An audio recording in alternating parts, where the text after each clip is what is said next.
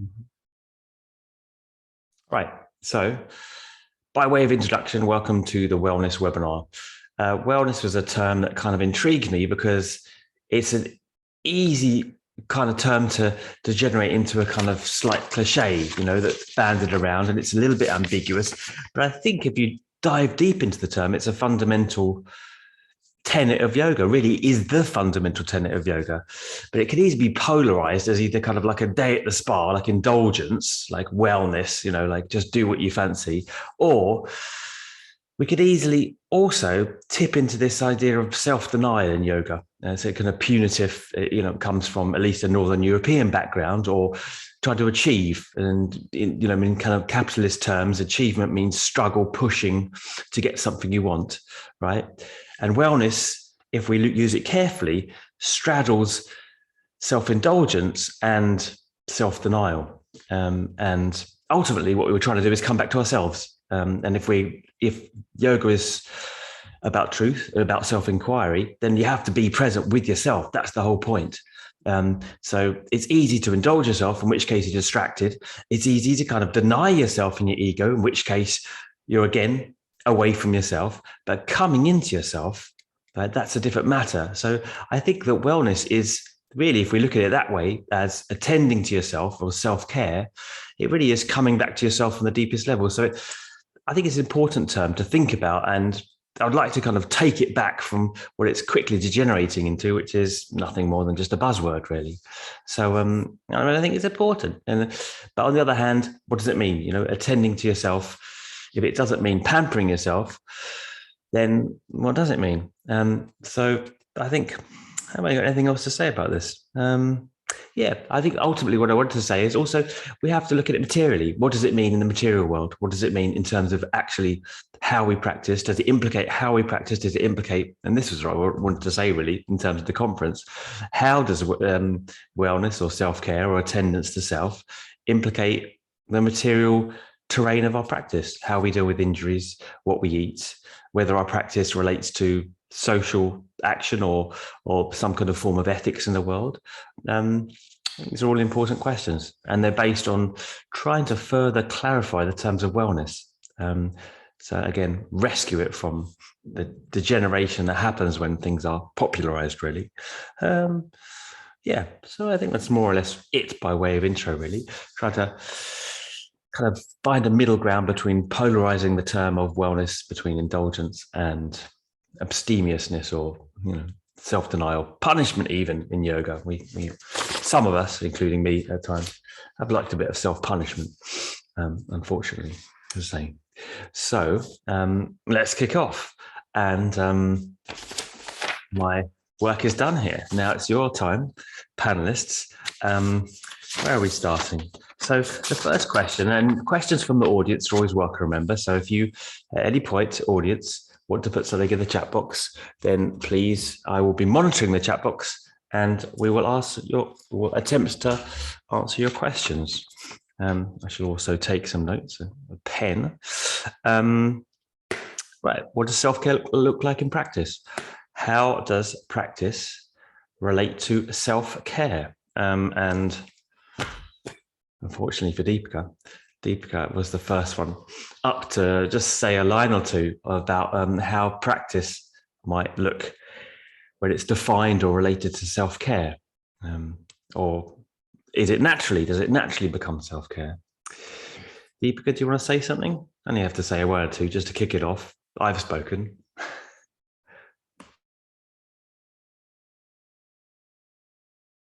Unmute yourself. Yeah, you're on mute. You have to click on mute. Yeah. Yeah, I said, I think you defined it perfectly for me, because being a mother now, the idea of really just getting present and really just tuning into how I feel every single day. Because now I'm not only responsible for myself, but also for my child, is really my idea of self-care now. Because if I'm not present with how I'm feeling, and if I'm not present to everything that's going on within me, it's very difficult for me to function and to be present with my child. And for me, so what you just said, the way you define self-care is exactly the way I feel about it now. That was just like, said it exactly. And you know, it's not an idea of pampering, and nor is it an idea of self-denial. It's totally, it's so much the idea of just get present. And so for me now, the asana practice is really that tool to really show up for myself and to become more and more present in life. And you know, yeah, so it's really how I feel now. It's changed a lot from the way I was before pregnancy and before postpartum, but I think motherhood has really changed me a lot in that way. Excellent. Well, I'm glad that I said something that made sense there as a starter. Yeah. Chandana, do you want to say something about that? Do you want to add to that at all?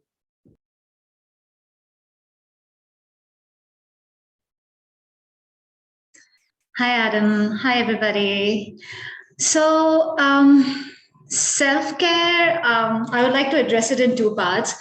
The first is like, of course, proper nourishment, adequate sleep, the company that we keep. It's all about filling your pot first and then being there for others who matter to you. Learning when to say no, like setting healthy boundaries and the right boundaries. So these are the internal factors for me. And externally, it is something very, I don't know how to say it. It's about, for me, it's a huge pick me up for me. It's about dressing up for my practice. Like, I've grown up seeing my dad and my brother dress up men and women. So I love to prepare my yoga wear for the next day. I'm in Mysore, so hi from Mysore again. I literally pack my bags every day in the evening. Like, I pack my bags, I lay out my yoga clothes, and it makes me feel happy. So self-care is something that supports my lifestyle, supports my happiness, supports my well-being. I think that is self-care for me. And yeah, that is what I think. Excellent. Anyone else have anything to say on this subject, or on the opposite? In fact, if anyone has maybe anything to say about how practice has changed over the time from something that wasn't self-care, even, as I said, I certainly in my early years used it in a kind of punitive factor. I think it's easy when you come from a religious background, even if you weren't religious, to somehow take it the idea that we suffer to get something more. So, and I see that in a lot of people, making themselves suffer in the practice as a mark of doing the yoga well. Which, of course, if you push into your yoga, the effort and almost goes into your kind of energy or your head, and you can't be with yourself at all because you're under so much duress that you're completely absent. I think I was absent completely in the kind of force that I was pushing myself into. Actually, in reality, I wasn't there at all for many years when I started and maintained a practice at a high level, allegedly. Other hands up. Go for it. Deepika? Can I say something? Oh, sorry, someone else. Go.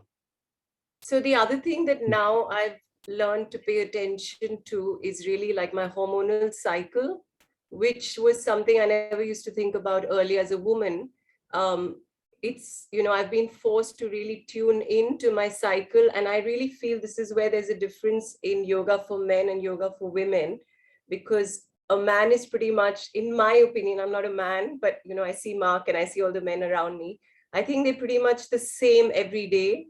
Whereas I think a woman has a cycle, which is kind of connected to the moon or connected to our menstrual cycle. And it really does affect our hormones, in a very tangent way, which does affect our emotional, physical sense of what we need to support us and also how we feel. And so I do really feel that when I respect that hormonal cycle and I respect how I feel, like in a certain time of the month, when my menstrual cycle is on, if I really take time to totally just not do anything and allow myself that, and also the time maybe a week before, I really allow myself to be really chilled out in terms of how I eat, and I'm there to really comfort myself, it has a huge effect on my sense of well-being.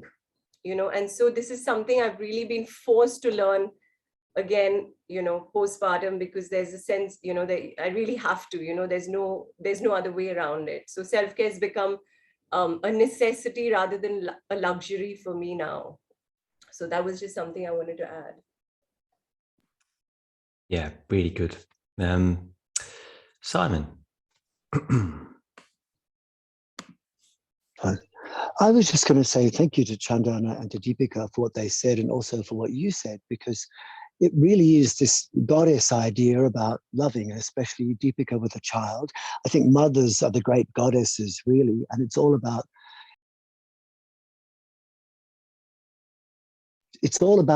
self-love, so that you get the model for love inside yourself, and then you can use that as a model for your life. I think wellness has to start within yourself, and then you spread it outwards. So for me, I was a bit like you in the beginning. It was all about how the practice looked and the achievement of the poses, and this mentality we have in the religious side of the world of no pain, no gain, and the religious idea of, like, if you're good, you're going to go to heaven. If you're bad, you're going to go to hell. And this evolutionary theory stuff about survival of the fittest, and so really nature works by cooperation. We know that. I'm an evolutionary biologist. Nature works by cooperation, not by survival of the fittest. So really to cooperate within ourselves. And now I find, rather than looking for a practice which looks good, I go much more for a practice which feels good, where I feel like I'm sharing good energy and loving information inside myself, making that as a model for how I practice and how I live in the world. And I find that makes it feel like I'm not doing a workout. Like a lot of yoga now has become a workout. I look for a work in. So at the end of a workout, you have usually less energy, more need for sleep and food. Whereas I think with real yoga, we could call a work in. You have less need for sleep, less need for food, and more energy that you can share with the people around you. And I think the sign of a good practice is how well you are and how well you work in the world after your practice. That's all I wanted to say. Thank you. Excellent, Simon. That's a good point as well. This Darwinian idea that, that's the survival of the fittest, as you mentioned, as opposed to cooperation, which needs to be changed. But I think it's, as much as the religious hang-up is there, I think, maybe more than that. Yeah, there's the idea that, the strongest, the person that kind of muscles the most, will achieve to the expense of others, even, right? And that's an important part, at the expense and to the expense of others. Participants, by the way, if you're raising your hands, I'm not going to take questions aloud. Write them down if you can. Just type them out, and then I'll monitor the chat box. We have to say Chandana's name correctly. I made a mistake. Simon made a mistake. Let's remember that. Chandana, right? Right. Yan, do you want to chat? Yeah, sure. I just wanted to say a quick one. I think it's very, very easy to confuse discipline versus self-hurt. And it's a fine line, really. It's the same as we confuse a lot self-practices as selfishness. And I think that's kind of where it is, where you yourself have to tune in to find the difference between, are you hurting yourself or are you actually following a discipline? And I love that Chandana was saying that she gets her stuff ready in the morning. That's all part of this discipline, and finding enjoyment in this discipline. But you don't want to be, when it turns into self-hurt is when you sacrifice things that don't make sense anymore. And remembering the bigger picture, that we're only doing this to be better people for others. And once that goes out the window, then it doesn't make sense anymore. If we are dedicating ourselves to a discipline that ends up being mean to other people around us or forgetting to love, then it's a problem. It becomes pain. You'll create pain to your relationships and within yourself. And then we lost the bigger picture, I think. And I think wellness, or yoga for wellness, generally is reminding yourself what the bigger picture is, and everything is just trimming.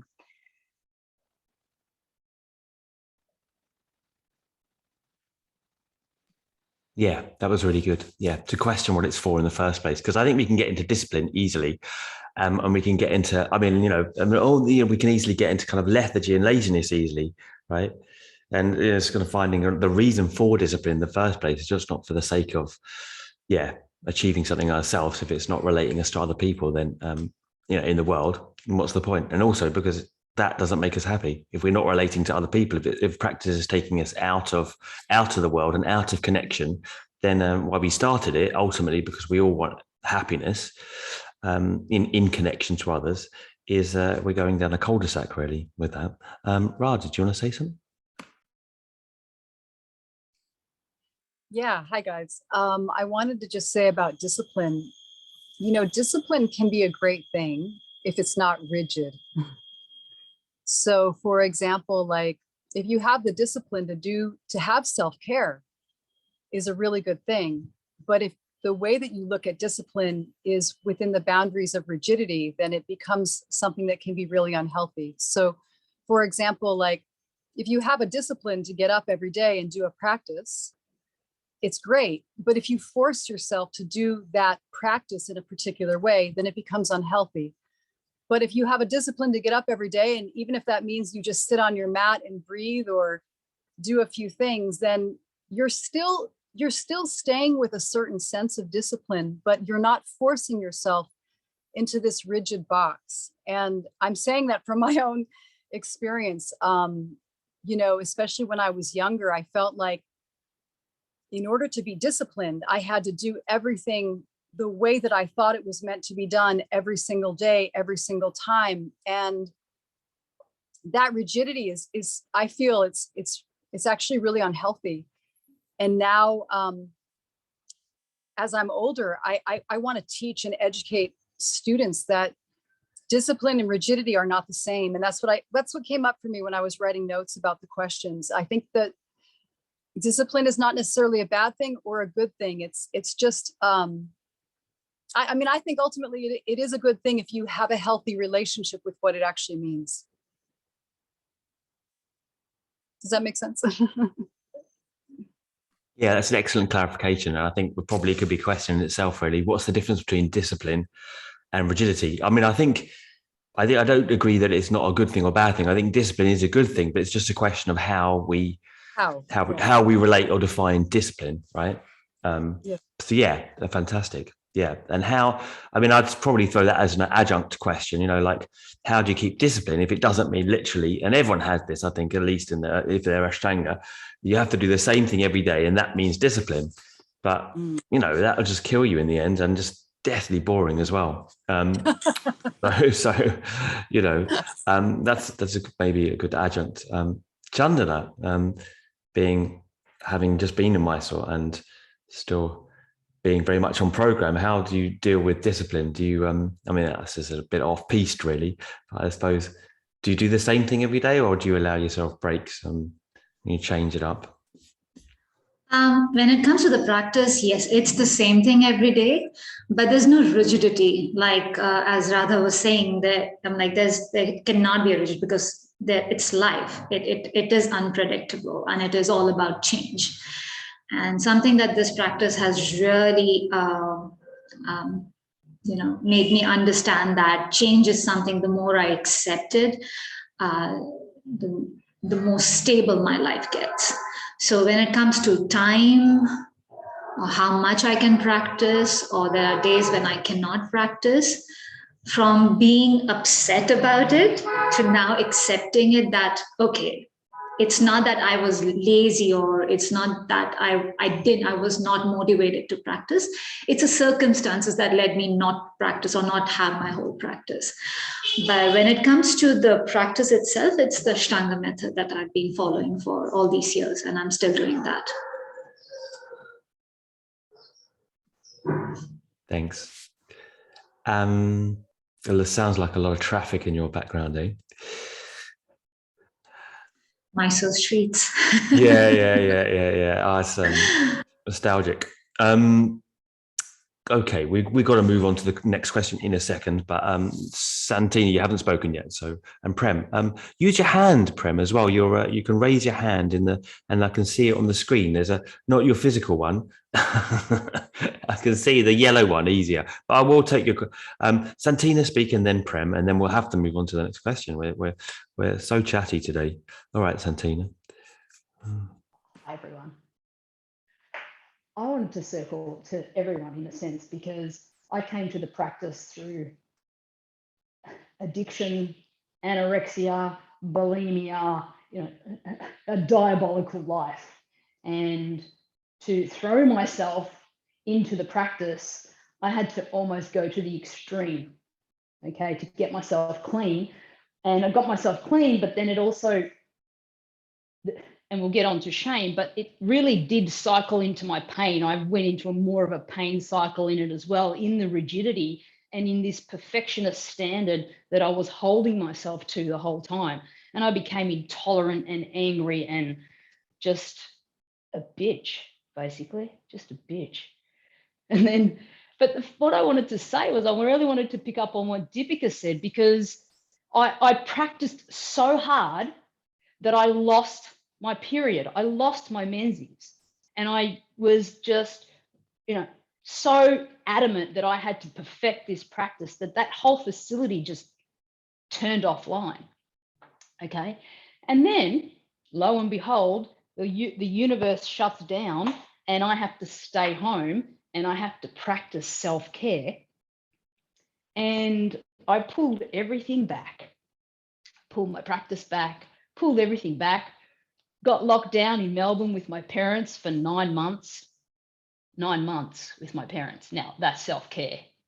That's advanced practice, right? Just call me Sensei, Sensei Santina. So now I got locked down with my parents for 9 months, and I went through so many of my childhood traumas. It was just full contact.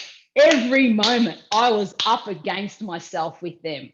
It was just beautiful. But I worked through all of this anorexic stuff, all of this perfectionist stuff, all of these shame binds with my father. Anyway, I get home. I finally got home 3 weeks ago. I'm home 3 days. I'm like, there's something going on here, something really weird here. I'm screaming at my husband. I haven't seen him in 9 months. I'm screaming at him, screaming at him, screaming at him. 3 days, get home. What happens? I get my period. After 18 years, I got my period. I'm 47. Yeah. So that's self-care.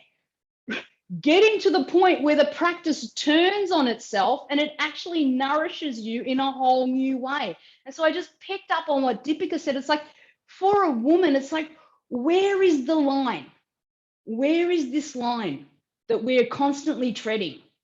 You know, and now I was like, oh, my husband said to me, this period thing, my God, you've never been so happy in your whole life.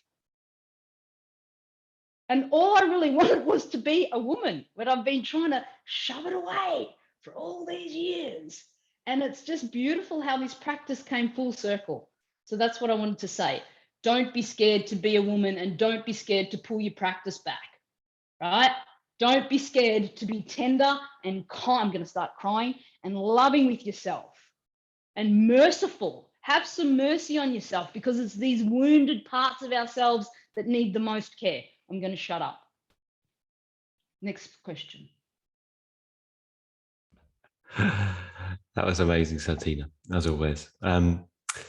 Yeah, I think it's also about terminology, isn't it? Like, I like the word mercy. Have some mercy on yourself. That's nice, the way you said that. An incredible story, and really, really touching, Santina. Wonderful, beautiful. Prem, do you want to say the last word, and we'll move on to the next question after? I would love to say the last word. Okay, so I'm really thankful for this opportunity to share with everybody online and all the teachers. My gig is a long-standing one, as everyone knows. I've been doing it for 44 years, which is a fair amount of time. And some of you know I wrote a book called The Only Way Out Is In. And also, I want everybody to know that I am Santina. I am a spiritual gangster. So there's a radicalness that we have to have.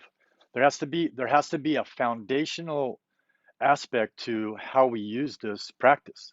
It's a tool, and everyone needs to use it differently. That's why Ayurveda is brilliant. And I have Ayurvedic principles in this book. You have to understand Ayurveda in order to understand Ashtanga and personalize your practice. You have to understand all these things. I've worked with, and Radha has worked with many women that have lost their cycle. Many that lost their cycle because they practiced so hard and they got so vata, their cycle dried up. So we have to know how to use it and understand vata pitta kapha. So, and to be a spiritual gangster in this time frame is really important also, because there's a lot of this, and this going on. And we need to use our third eye. I've been questioning people around town and just friends and family. I say, what is your sixth sense? And people kind of ponder upon it and they say, intuition. I say, that's right. Right on. Intuition. Intuition happens like this. You don't have to think about it. It pops into existence. It's something that appears because you're using your gut feeling. Your five senses are related to the five elements. But beyond the five senses, the five elements is your sixth sense. And it's called common sense. It's called common sense. It's very uncommon. It's extremely uncommon amongst people because they don't know how to access it. This is the spiritual gangster technology. Tantra. Hatha yoga is Tantra, the technique of understanding breath, bandha, asana, meditation, the whole package. And Krishnamacharya was an advocate of that. Patabi Jois was an advocate of that. They knew Ayurveda. They understood it. They taught it. And it just kind of got lost in the mix. I remember practicing, Ashtanga in the very beginning. I make a joke of it. We made asanas out of ourselves. We just practiced asana. And I went through all of them. I didn't get as far as Mark got, but I learned advanced A, which was third and fourth. And then when I got into fifth and sixth, I was like, time out. That's a little bit too circusy for me. But the understanding of how to use these principles are vital and really important, that students and teachers know how to administer it within their own vehicle and then be able to use it with their students. Thank you.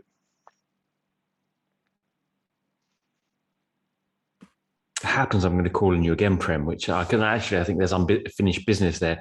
The next question is yoga as a lifestyle. How does wellness translate to yoga as a lifestyle? So I suppose maybe, Prem, it's true that yoga has always been framed in Ayurveda, with Ayurveda.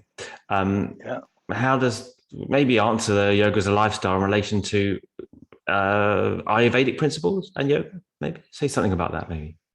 Well, the Ayurvedic principles are really important to understand.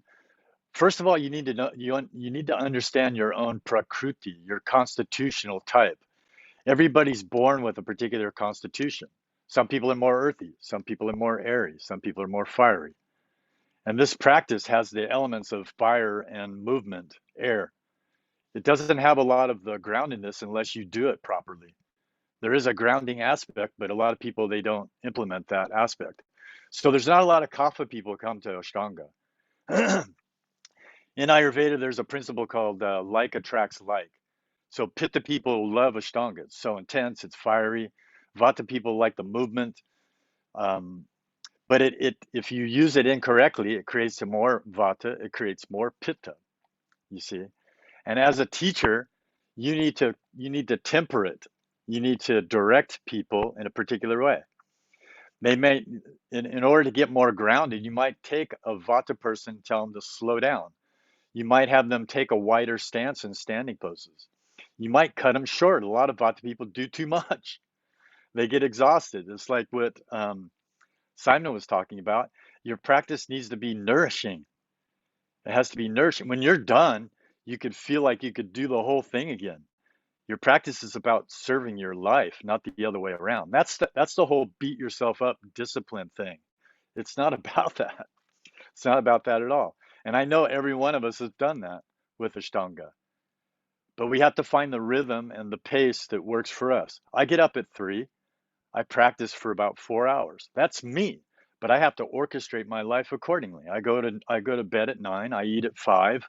It's not something that you implement right off the bat. And a lot of people do that.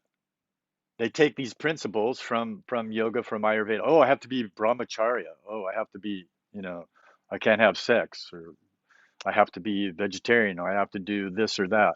You have to find your way within the context of what it is that you want to accomplish. And again, for me, yoga is about the connection with self. Everyone has spoke about that. We've lost connection with who we truly are, and it resides right in the center of the head. So the ultimate meditation is from the sixth floor up. There's six chakras of the pinda, the body. There's six in the astral, and then there's six in the mental body. So there's 18 chakras that we have to explore. When we do a higher meditation, sourcing who we are and closing our eyes and residing where consciousness resides, then we move into our astral form. Just like when you take drugs. I have different stuff in here. I've taken LSD, ayahuasca, all those things. And they make you penetrate into the unknown, which is available, but it's also available via meditation.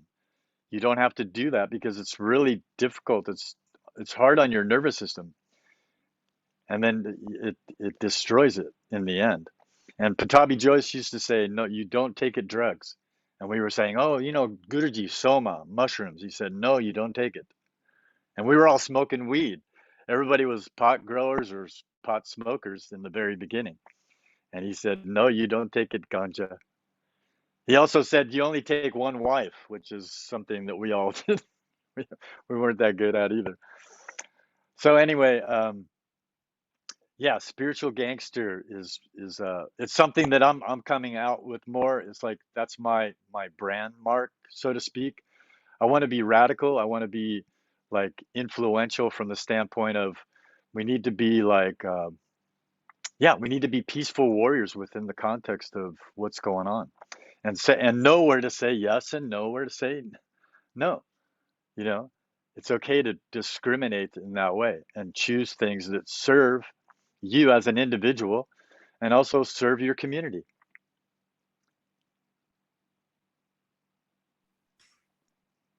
All right, Prem, that was good. Thank you.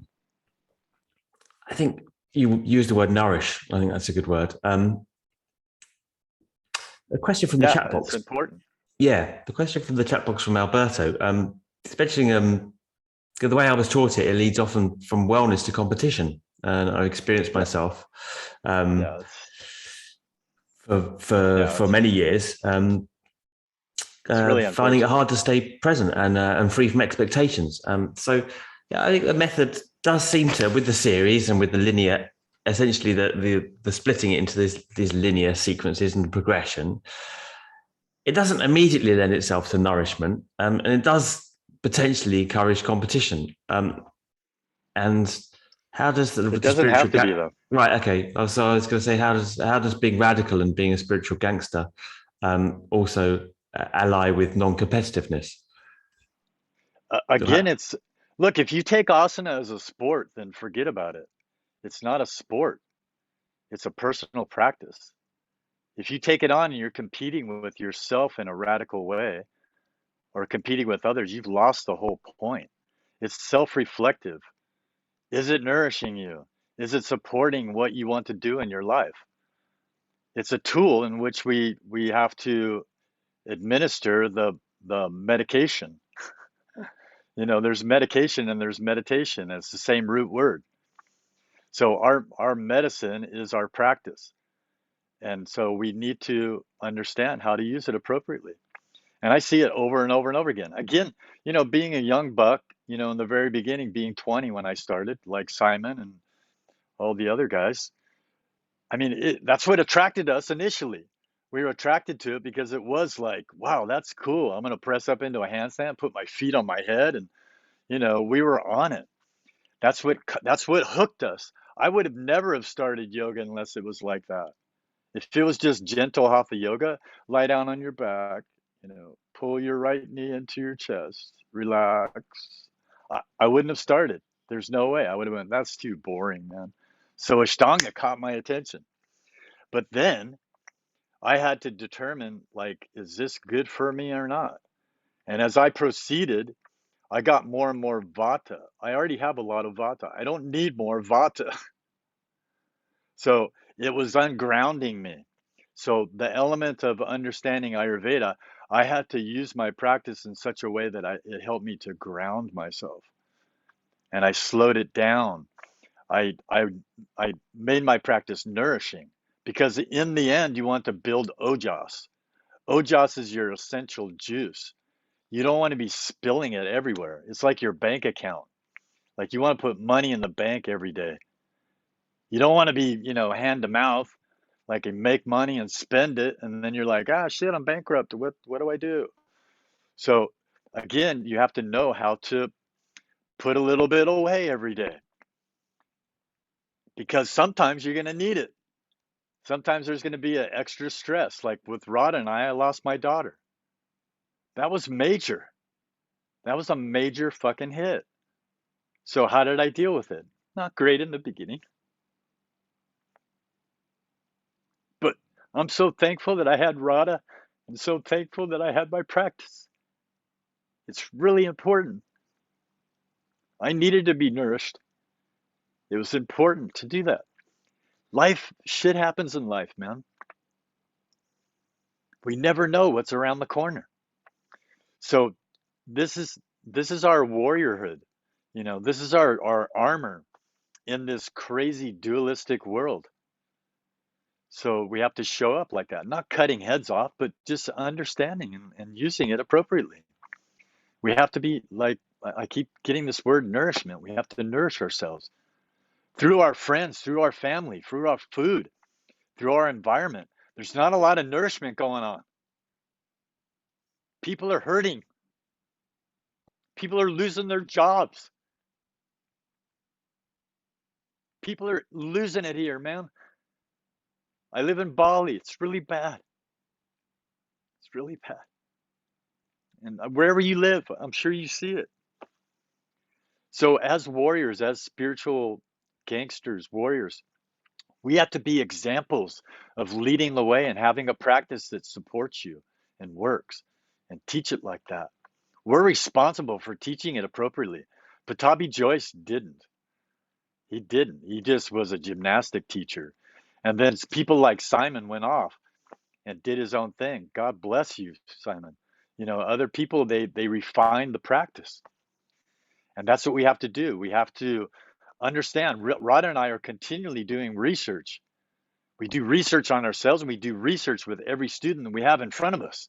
Every person is a unique individual. It's like reading a book. It's like amazing. To teach this method is like beautiful. So when we do the Mysore style, the self-practice style, I don't know of any other yoga that has that opportunity to meet people where they're at. I don't like the lead thing. I don't like everybody do this, everybody do that. It's generic. It's not good. You know what I mean? Yeah, everybody knows. So anyway, I'm blah, blah, blah too much. Thanks, Prem. That was really touching. Really nice contribution. Yeah. Thank you. Deepika, you've had Sure, your hand you're up for a welcome. while. Do you want to say something? Yeah, it was actually me. Okay, sorry. I wanted to it's a little tangent. I had a question for Simon, because Simon, I don't know if everyone's aware, but he's famous for his maxim of tense less, breathe less, eat less, and sleep less. And that is actually the ancient yogis, and a lot of my teachers have also said, like if you really practice yoga well, you don't need to sleep.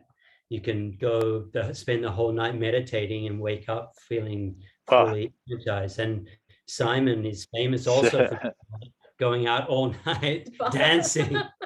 So, Simon, you bad boy. My question is, in this day and age, like since about 2016, Matthew Walker came out with his book, Why We Sleep. So in the wellness industry, you would have to be aware that there's so much research done now by neuroscientists advocating the benefit of sleep and how we need betw's 7 we need a lot of sleep. Yeah. So I'm just wondering what Simon, right. what Simon's opinion or feeling is about that. It's like Deepika and I joke a little bit because we kind of feel like we're you have better. a kid. You don't need sleep. Because we don't get much sleep now. Yeah, when you have a child, you don't get sleep. That's part of the You thing. don't get much sleep, right? So, but now and then we're reading these books and all these podcasts telling you, oh, you have to sleep. It's so important for your health. So then, it's like it is. I get stressed about not sleeping. So just want to hear what Simon has to say about that, because it's very much connected to our wellness. Yeah. Well, if I can answer in that case, I do have this saying which goes like you said: tense less, stretch less, breathe less, think less, eat less. I rarely say sleep less, because sleep less is something which like you, I'm a parent, and I don't get much chance for sleep. And I have lots of work, and it's a struggle earning a living. So sleep is something which I would love to do more of. And I think everyone should, get a good amount of sleep. But I have noticed that over the last 50 years, my average is between 3 and maybe sometimes up to 6 hours a night. I have an aura ring, which I've had for the last few years, and that tells me that my average is about that. I do think that even though I do meditate and do yoga, I think I'd be healthier. Maybe my hair would be not ash blonde as it is now, but maybe a different color if I maybe had more sleep over the years. But having said that, I think if you do a good practice, and I'm saying good practice, meaning not necessarily good posture, but something which nurtures especially your physiology and your mind, then someone who does that will be able to tolerate less sleep than someone who doesn't. But having said that, I think sleep is really, really important. And if I can say one more thing, the reason I put my hand up is because I love what Prem was saying. And the thing that sparked me to put my hand up was he was talking about how we don't want to be doing practice like a competition.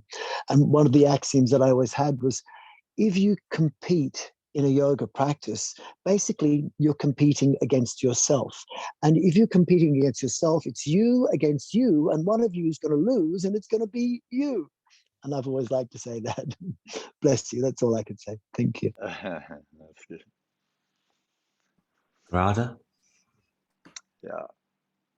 Radha, say something about sleep. Yeah, I mean, I definitely, if we're talking about sleep, I think that there's two different ways to look at it. I mean, you can get 8 hours of crap sleep, or you can get 8 hours, or you can get 4 or 5 hours of really nourishing sleep. And it's important for people to understand that, because one of the things I don't really like is all this panic about people like clocking everything, like people are panicked if they don't get 8 hours. And then, it doesn't have to be that way. It's like, you can get nourishing sleep if you go to your deepest level. And how do you do that? You do that by your lifestyle. So I think it's important to not measure everything. It's like, not every person on the planet is going to have or need the same amount of sleep. We're all different. We're all individuals. And this is the core of health and wellness, is to understand that we're all individuals. So, and even as an individual, our needs change on an individual basis, based on our hormones, based on whether we have kids or not, based on what we eat, based on stress going on in our life. So, I think we can get caught up in counting everything, whether it's counting, our yoga practice, or counting our sleep hours, or, counting calories, or whatever. It's like, not everything can be measured, and not everything is we can't always make sense of everything, So I think it can create more stress when we're worried about the hours of sleep. I sometimes I hear these podcasts, and it's just like, I come away going, God, I'm terrified now if I don't have, the exact amount of sleep. It's just, allow yourself to relax and trust, like, maybe you only got 5 good hours of sleep, but when you got up, you did some amazing meditation, and that rejuvenated you as well. So it's not, I mean, I don't want to ramble, but you know what I'm saying? You know where I'm going, right? Are you rambling, Radha? I am. I'm a rambler. I'm a rambling woman. Yeah, I think wellness also can then be some kind of branch to live up to, can't it? And as Chandana said, sometimes you can't practice, and sometimes you can't be as well as you would like to, maybe. But then that's also to kind of transcend the bounds of just a literal idea of wellness being something simply to do with the body, isn't it? To something deeper, right? Some sense of self embracing, and being with the self as it is in a real way, as opposed to attempting then to, right, so I'm not going to compete anymore, I'm going to be well, and now that's the thing, isn't it, to beat oneself up about. Anyone else have anything to say about yoga as a lifestyle? I kind of wanted to have the idea of how practice helps to structure your day, or helps to structure your choices. So I want to say, I'm sure Prem has something to say about that. About Can structuring I my say day. something? Oh, sorry. Yeah, both of you, No, please. Simon, you cannot, Simon. It's my turn. Go ahead. Oh, shall I speak in that case? I was going to say that, for me, I really want to give as much as possible to my family, to the people around me. I'm passionate to do that. So with respect to the whole sleep thing, I find that although I've said, and I agree that sleep is really important, you can minimize it if you acknowledge that there's a few reasons why we have to sleep. One is to counter the effect of gravity. Another is to counter the effect of excessive food and processing food inside our body. Another is to rest the mind, and another is to rest the body. So what I do in my life, in my practice, and also then try and push it into my life, is I minimize the food I eat. I only have one meal a day, and it's very, very simple food, and I have done for 40 years. And then my practice is all designed to counter the effects of gravity, so that I try and get blood flowing through my body really easily and make that more of an important focus than any stretching or tensing. And then I also focus on, when I'm doing something physical, I rest my mind, and that's in everyday life. So washing the dishes becomes a meditation, driving becomes a meditation. And when I'm doing something mental, like sitting at my desk, I try and be really conscious to relax any unnecessary tension in my body. And those four things, I think, mean that although I think sleep is important, I can get by with much, much less sleep. And I think that learning has come from my yoga practice. And the yoga practice that goes from the mat into your life, I think that's the most important practice. Yeah, That's all. Thank you. I agree. I agree. I mean, but that's something that's really important. The practitioners that are just starting, that how long have you been practicing?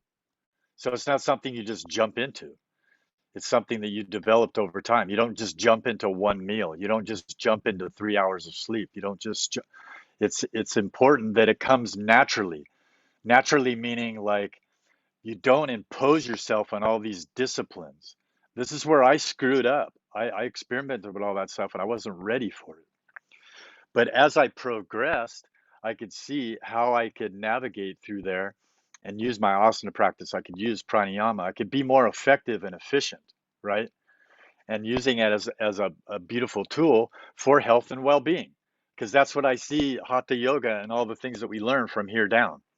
The next journey from the eye center in is the spiritual work. And that's our journey from inside out. And it basically dying while you're alive. It's called dying while you're alive. It's called Surat Shabad Yoga. It's the yoga of the sound current.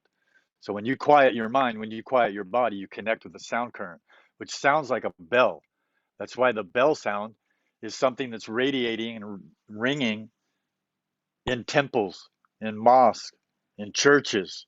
It's to remind us that there is a sound inside of us. It's all a reminder. It's all a pointing the finger inside. The journey's inside. And we have our cave. We have our own meditation zone wherever we go. You can be in Australia. You can be in New York City. You can be in Bali. It goes with you. You don't need your little yoga pad or your yoga mat. Wherever you are, there you are. And you can sit and connect. And then out of that connection, you become the observer. That's what we want to do. We want to be observing and witnessing and watching our own karma unfold, because it's an interesting one, man. It's an interesting unfoldment of our individual karmas, right? Everybody's got their own movie playing.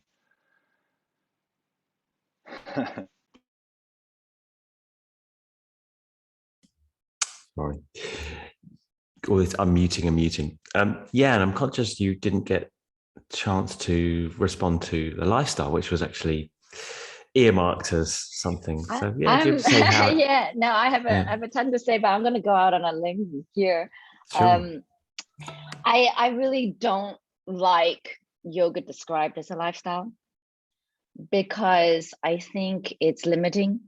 It creates an image or ideal in how yoga, anyone who wants to start yoga or does practice yoga should live. And if we don't fit or we don't strive for that ideal lifestyle, we feel excluded or that it's not for us. I think you can have any lifestyle you want to choose, and yoga should be integrated into that. I mean, look at this screen alone. There's only 2, 4, 6, 8 screens. Everyone here is so different.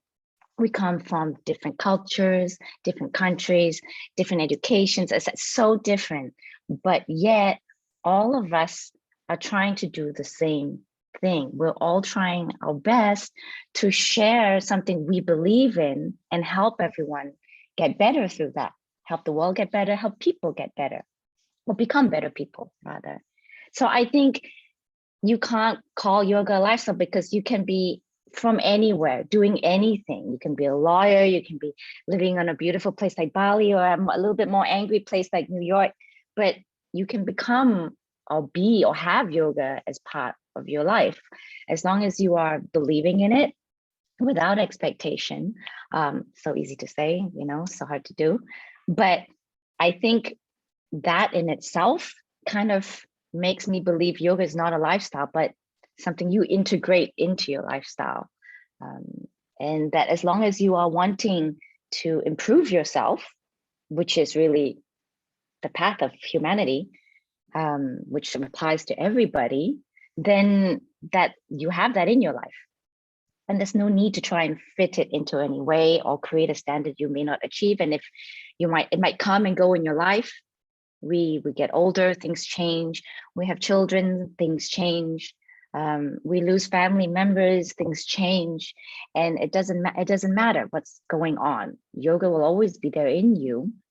And there's nothing you need to fit in how you think or what you do to maintain it. You just have to believe in it. I think maybe it's a bit idealistic, but. Oh, what a gift, though. What a gift that we have. Yeah, exactly. You know what I mean?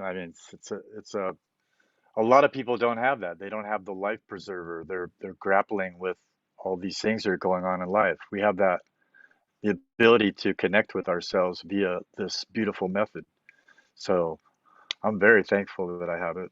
Also, I wanted to say that it's really important that everybody has a sense of humor too. That our seventh sense, that's our seventh sense. It's a sense of humor. It's really important you have a sense of humor in all this. Right, Radha? Yes. Absolutely. And you have to have you No. have to have not your crown chakra open, but your clown chakra. That's the 8th chakra. The red nose, honk honk. I wanted to make a comment based on what Yan was saying.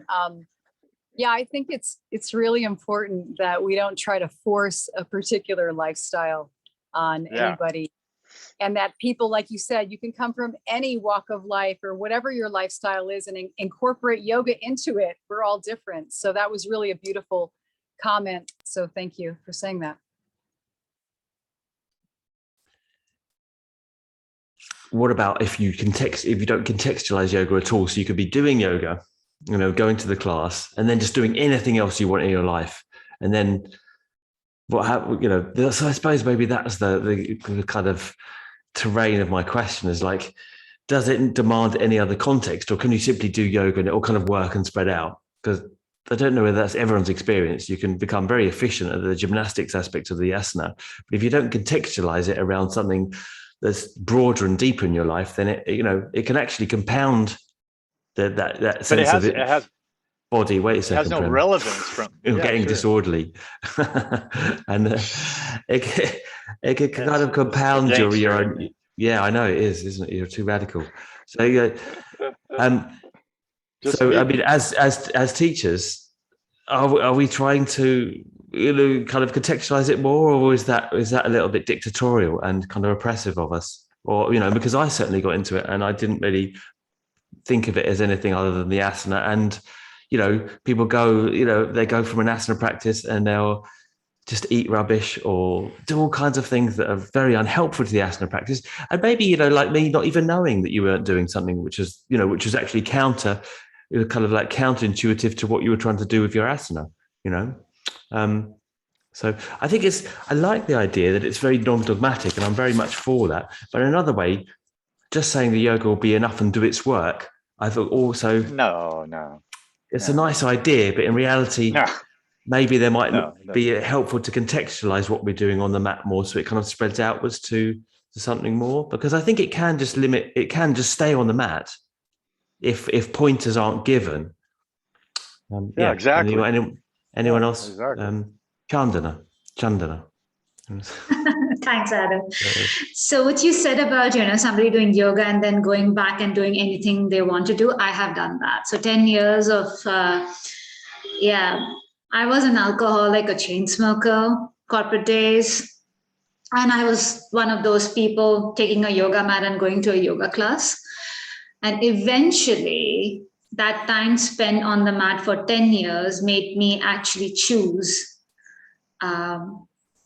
yoga as my path in 2010. And 2009, it was in one day is when I quit alcohol and I quit smoking. Like I didn't have any withdrawal symptoms or anything. It was just like the mind. I decided and I quit, and I was like, okay, this is what I want to do. This is how I want to take care of myself. And as Simon said, that eventually you kind of understand and acknowledge the fact that how much food you need, how much sleep you need. It's now that in these 2 years also, like the pandemic, thank God it happened, because I acknowledged the fact, I understood the fact that I was not sleeping well. So instead of getting up at 3 o'clock in the morning and then starting my practice at 3:30 because I have to start teaching at 6 o'clock in the morning, I was like, no, my body needs 7 hours of sleep. That is what I found out during the pandemic. I was sleeping without any alarms, without any clocks, and exactly at 7 hours I would get up. And I felt good. My body was functioning much, much better. So I started practicing after I taught.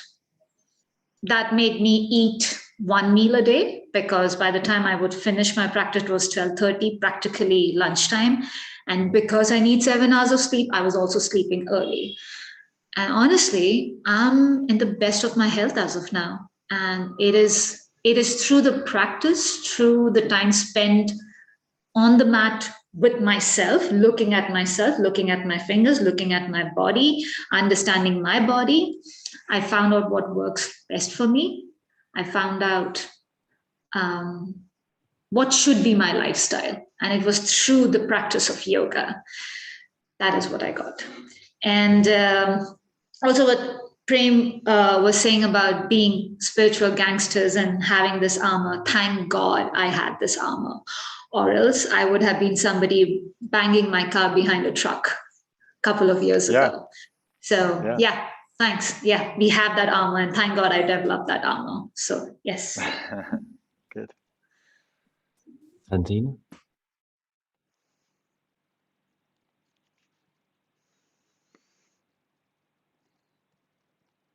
Santina. Yes, sorry. I just wanted to pick up on maybe this idea about coming to the practice to improve ourselves. So we come to the practice because we're not enough and we've got to get better and we've got to do this and we've got to improve because I'm fundamentally flawed and there's something wrong with me.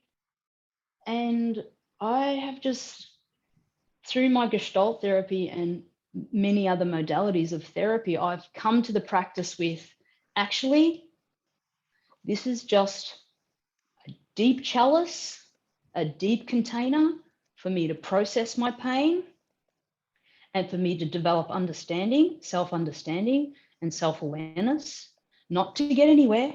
I'm not getting anywhere. I'm just understanding myself and developing more self-awareness. So I can mediate between parts of myself that are unconscious, parts of myself that are conscious, and all of the parts of me that are dispossessed and estranged, as opposed to trying to get somewhere and I've got to be this and I've got to be that. I mean, that is just a natural function and a natural evolution of you coming to a sacred heart, of you having this understanding of who you are. And eventually you have this deep relationship with yourself, and you have right relationship with yourself, and then you have right relationship with everyone else, rather than this self-improvement of wellness. I've got to get well, and I've got to do this, and this just like unyielding. That's my experience. So self-understanding, self-awareness, and mercy. Just have some mercy, man. It's not that important.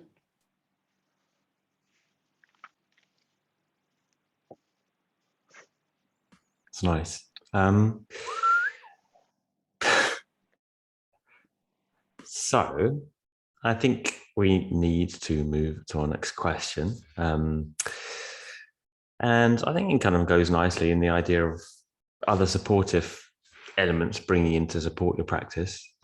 As Jan was saying, is you shouldn't force these on other people, but there's certain things that you can do that will make yoga more likely to stick as well. Because, the other thing is, if you're just doing yoga and then you're doing loads of stuff that really doesn't help the physical practice, you're likely to fall off the bandwagon even in the physical practice, right? It's too hard, I mean, at a certain point for me as well, it was a question of quit smoking or quit yoga.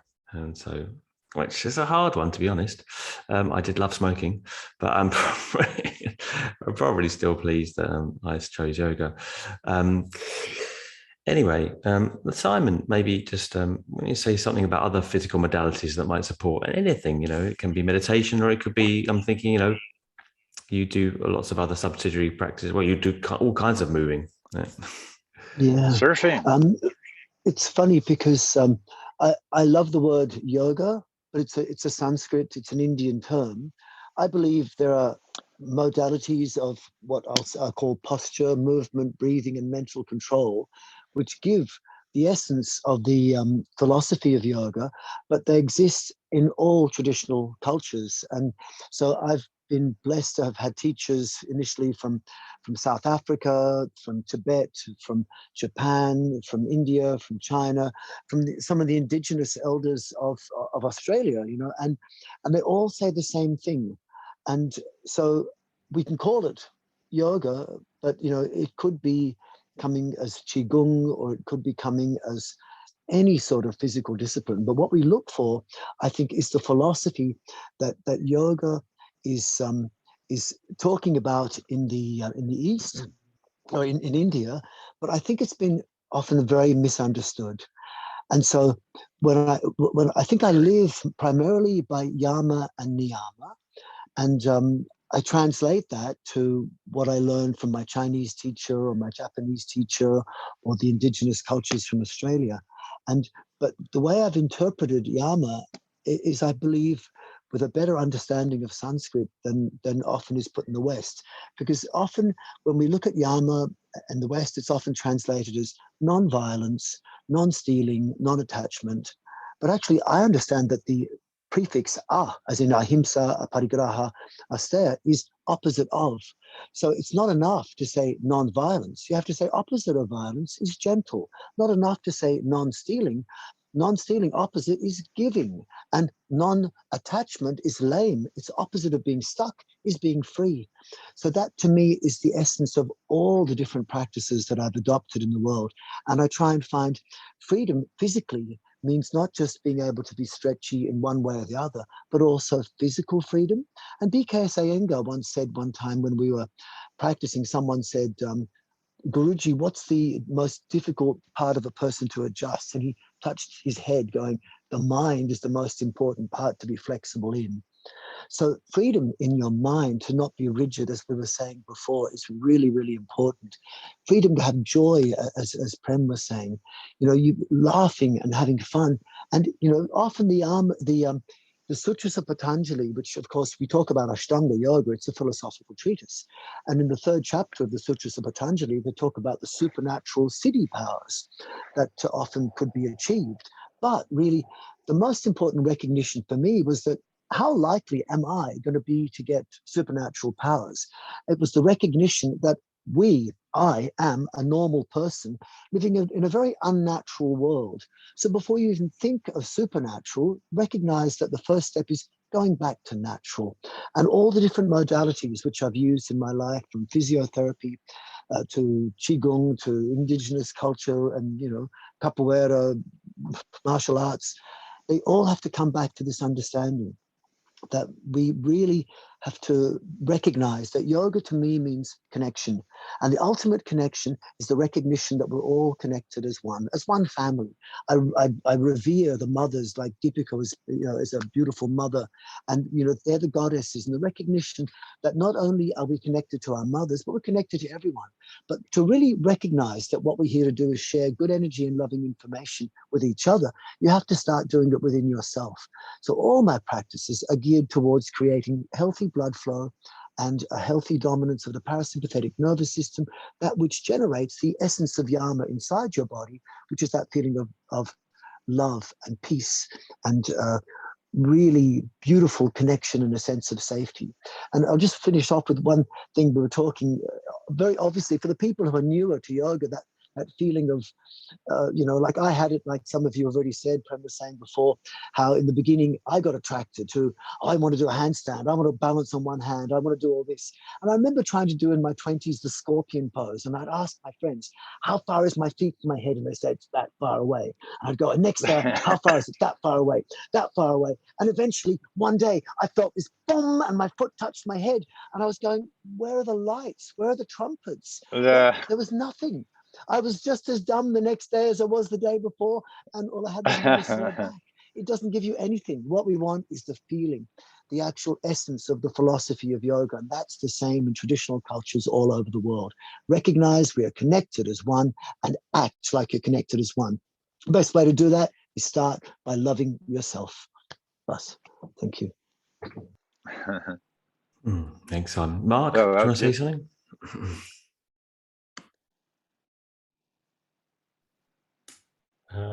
Yeah, Simon, you're a hard act to follow. Yeah, so I want to share a story about something that happened to me this morning, that little teaching that I received. I was in my capoeira, I was having a capoeira class with my teacher, and then he was just like describing to me one movement, and I fell, and he was, in that moment I kind of froze. I didn't like absorb into the floor. I kind of like stopped the movement. And then he started to describe how, in capoeira, the Brazilian martial art, if someone is striking you, then it's much better to just accept that strike, to accept that attack, rather than to try to resist it. Same if you fall, it's much better just to accept the fall and just move into the floor, or move into something else, rather than staying rigid, which is how you can get injured. So he's telling you to accept, let go of that resistance. And then what happens then is you often find yourself in a better position to continue the game of capoeira. But I was just thinking, man, that's life right there. If I'm faced with a challenge and I'm trying to resist it, and I'm not accepting it, and I'm not allowing and not letting go, then usually I'm going to suffer. You'll more. break. But if I allow and accept, let go, then I find myself often in a better position. So it's true, Mark. It's true. Thank you. Yeah. So, these lessons are everywhere. And I agree with Simon. It's like we say yoga, this coming from India, but these teachings are everywhere. And in all physical disciplines, if you open your mind, you will find those teachings, the essence, that philosophy coming through. I mean, one of my favorite ones from my surfing passion is that I think actually it was probably Swami Satchidananda was the first one to say, in terms of yoga chitta vritti nirodha, was that you can't stop the waves of the mind, of thoughts, but you can learn to surf. Right. So I always took that on, and it's like, that's it. Because there was a part of me when I started that was thinking, okay, I want to reach samadhi. I want to achieve yoga chitta vritti nirodha. I want to be able to still the mind. But as everybody knows, I'm assuming, it's a lot easier said than done, because the waves of consciousness keep coming. We can't stop the thoughts. I don't even know if it's an ideal that is possible to achieve, but No, we it's not can possible. learn to surf. So that's like surfing has taught me that also. Yeah. So that's what I'm trying to say. It's like there's what we do on the yoga mat, but we can take those lessons from so many other places in our lives. Especially when you're parents. Especially when you're parents. In parenthood, yes. It's the ultimate practice. You know, all this training we've been doing is like really learning. I mean, for us, it's intense, you know, being a parent, especially because maybe we become parents, you know, a little older than most other people. You know, we've been pretty attached to our time and our yogic lifestyle, and there's no, you know, like an hour, 1.5 hours a day is a luxury for us.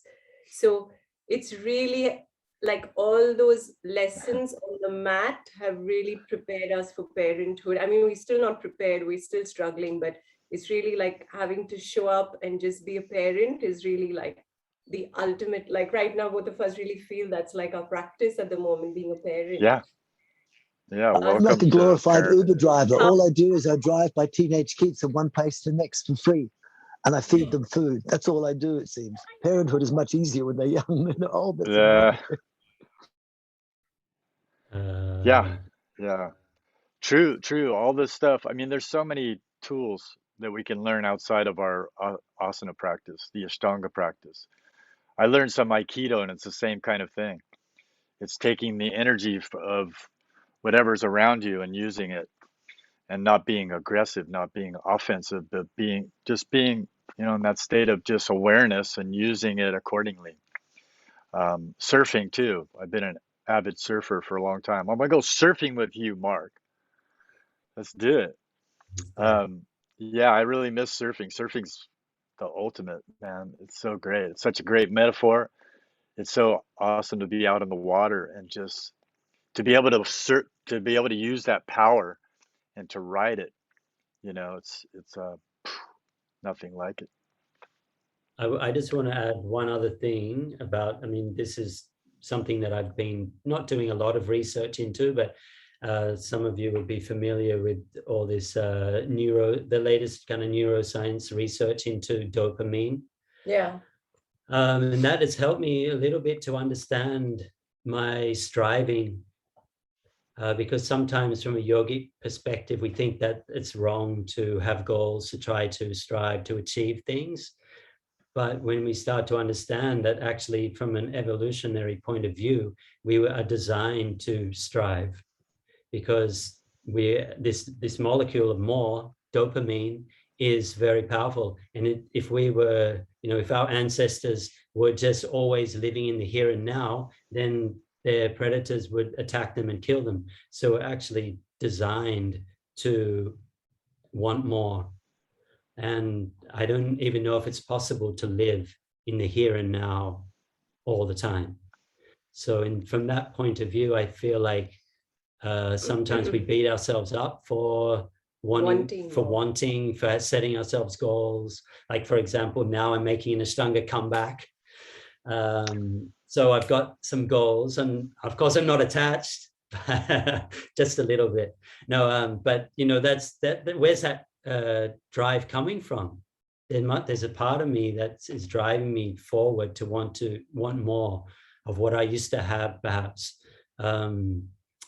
But rather than feel guilty or feel like, oh, that's not yogic, I'm trying to understand it more from, no, there's a part of me that is part of my biology that's driving this passion to want to experience more, and not just to be comfortable in the here and now. So that's. Sorry, Mark, I just cut you off there. I thought you'd finished. Sorry. No, I think you're making a good point, though. That wellness is also about accepting our essentially unwell state. That, you know, we are fragmented, and we do, you know, as we're human, we are trying to strive for wholeness, but in a rather unwhole way. And partly, yeah, I mean, is again going back to that polarization, isn't it? That, you know, when we think of, oh, we ought to be well now we need to do, you know, well, we just to do nothing. And, you know, like if we feel like we're striving or we feel like we're pushing, we shouldn't do that anymore. You know, so it's again polarities, isn't it? And it's trying to get out of that polarity and, you know, kind of rescue the term to a more nuanced thing. Something here. I want to add something. So, you know, as a woman, again, there's you know, again, especially after having given birth, there's an idea that I should be the picture would be you know, somebody who's very content with what I am right now. But I do feel also, just like what Mark said, even being part of a woman, we have all our cycles. And there is also an aspect, you know, where our hormonal cycle has more testosterone, which is, you know, kind of an inclination to want to do more. And also, you know, after having given birth, there is a certain predisposition to feeling a little bit, I wouldn't say depressed, but there is a certain feeling of like, is this all I'm going to be? And so I don't feel there's anything wrong with me as a mother, being a mother, being present with my child, but also wanting to achieve something, you know, and I've made peace with, you know, that's who I am. That also gives me joy, you know, that gives me a lot of joy. Even being a better mom is a goal. You know, I want to be a better mom. And that's also something, it's not striving, but it gives me a certain, like, I know I need to grow and evolve to be a better mother as well. So I don't think I think this idea of wanting more is not such a bad thing for me. You know, I take it as a positive. And like I said, you know, I'm comparing it like nature and women's cycles. And so for me, there is an ebb and flow where I'm very content with who I am, even in my yoga practice. But there's also another aspect of me that wants to achieve. So, you know, this is also how I think, where the yin and yang, the moon and the sun in the yoga, you know, I think there is a certain, you know, it's fine to also want a little bit. I'd like to add something if you guys don't mind. So, you know, I think it's, you know, it's true. Like sometimes there's like an energy where people say doing too much or striving is not good. At the same time, not doing enough is not good. You know, I think truthfully, it comes down to each person, because one of my teachers who has taught me a lot about hormones, when she first said, like, it's okay to not do anything, and I was about 45 or 46 at that point, and I thought she was nuts. I was like, what is she talking about? And I actually really, it kind of angered me when I heard her say that, because I was like, okay, she's talking about hormones, and why is she telling, you know, I was in a group of women, like 40 women, and she's telling us it's okay to not do anything. And I actually didn't understand it. And I can tell you right now, I totally get it. Maybe it's my age, maybe it's, you know, my own life experiences, but like, I think it's totally okay to also not strive and to be totally okay with that too. I think there is not a right or wrong way. I mean, you know, if we're going to really talk about dopamine and hormones, doing too much is almost as bad as not doing enough. So we have to always find like what they call like the Goldilocks, you know, the in between, because I know a lot of people that have definitely burned themselves out, like doing way too much, whether it's sports or yoga or anything. And then you could say the opposite too, like people that don't do enough, and they don't have energy and they're not vital. So I think it's important for people to just find what their personal needs are, you know, like, because I just remember that experience with my teacher very specifically, where she was talking about saying like, it's totally okay. And I didn't get it at that moment, but I'm really grateful for those words now. Like, I'm so happy I learned that it's okay to not strive, even though it did not make sense to me at that point. I think that there's value in that, in understanding that as well. Oops. Thanks, Radha. Chandana?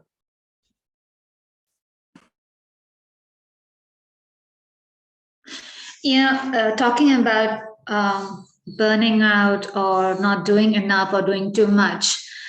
I think it also depends upon where you are in life and also the kind of responsibility that you have. As of now, I'm lucky.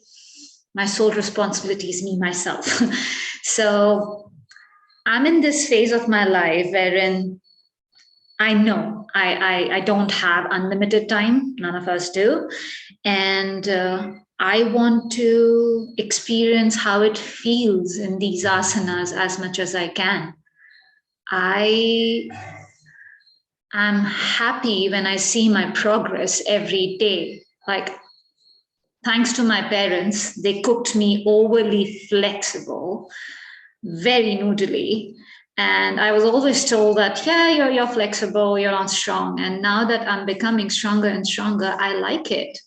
Is that an addiction? No, I think it's that constant striving to become more stronger, or even to go deeper into a posture, or go deeper into my practice, or go deeper into my lifestyle. I just want to I want to become a better version of myself every day. And I'm lucky to have all the time to devote to that, and I will. Yes, there was a time wherein I had to take care of my parents for their operation and everything. I stopped my practice. Like, I didn't practice for a month because I was with my dad. He got operated in his spine. And I didn't feel bad about it, because after a month, I was back on the mat doing the same practice again and seeing my progress. So I think we have to be very soft and strong. Soft to be flexible, malleable, supple, and strong to say that, okay, fine, at this point of time, I'm not able to practice, or I have an injury, I have a responsibility, but I know I'll get back to it. I believe, and also trust and believe in yourself. I think those things are very important. Yeah, that was nice. Santina. I just want to say something about the dopamine and about desire. So my understanding of the dopamine for me is it's about the dopamine chase. It's about the chase. It's not about the end. It's about the process of the chase to get there that is most nourishing and the most there's this interplay in yourself about that going to where you got to go to, and then when you get there, you're like, what just happened? But in that chase, that dopamine rush comes alive, and in that chase, there is the desire, and the desire, the very word desire, is of the Father, of the Father. So a desire is naturally of this divine operating power that is inside of you. So I don't think, for me, that I need to in any way discredit myself or reprimand myself if I want to chase something because I have a desire. I think it's a natural human function. And so I just want to pick up on what Mark and Deepika said, that it's this desire that I have is of this divine operating power that exists inside of me. And the Spirit gave me that. And so I need to attend to that, and I need to honor that. And it's not about the end goal of getting the handstand or making the $1 million. It's the chase. It's the, let me get the rabbit. You know, it's that, let me get the tiger. It's that gets you going. It's that what makes you come alive. And that currency of dopamine and that currency of attention is what makes us go. So I think for me and for those of you who are with me, we need to honor that. And of course, like Radha said, there's a time for rest. But do we know how to rest? I don't know anything of rest. So Radha, you can teach me how to rest, because it's not part of my repertoire. No, I don't want you to think I'm saying that there's anything wrong with wanting more. You know, it's totally cool. I'm just saying, like, to me, that was a revelation for me, and to know that it was okay to not want more.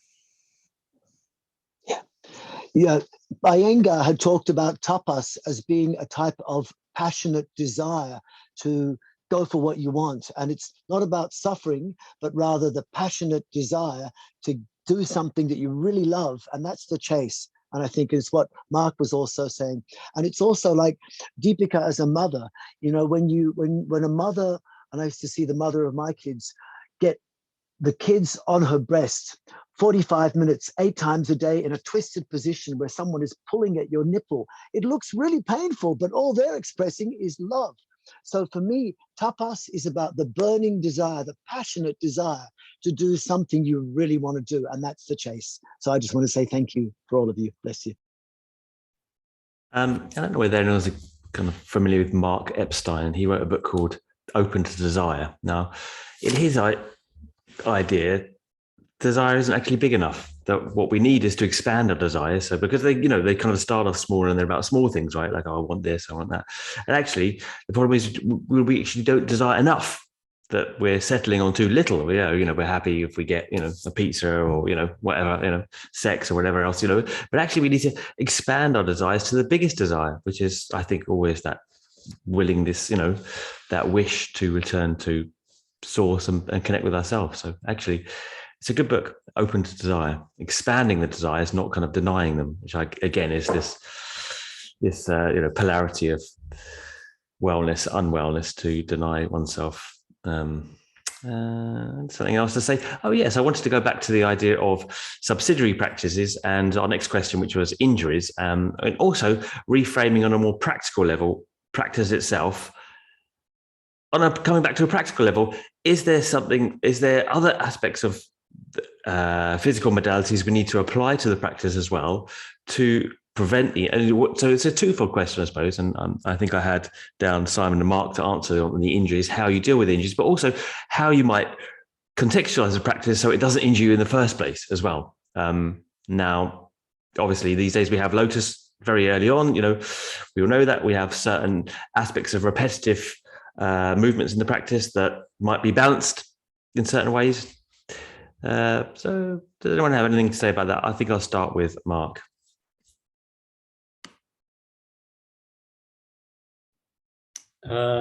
So I've, in my yoga life, I've had 3 times, I think I can remember, where I couldn't walk because my back I got a twinge, and then, by the time my body cooled down, that was it. I couldn't walk. I think that lasted on each occasion, 5 days or something, 3 to 5 days. And then the most serious injury I got was an inguinal hernia.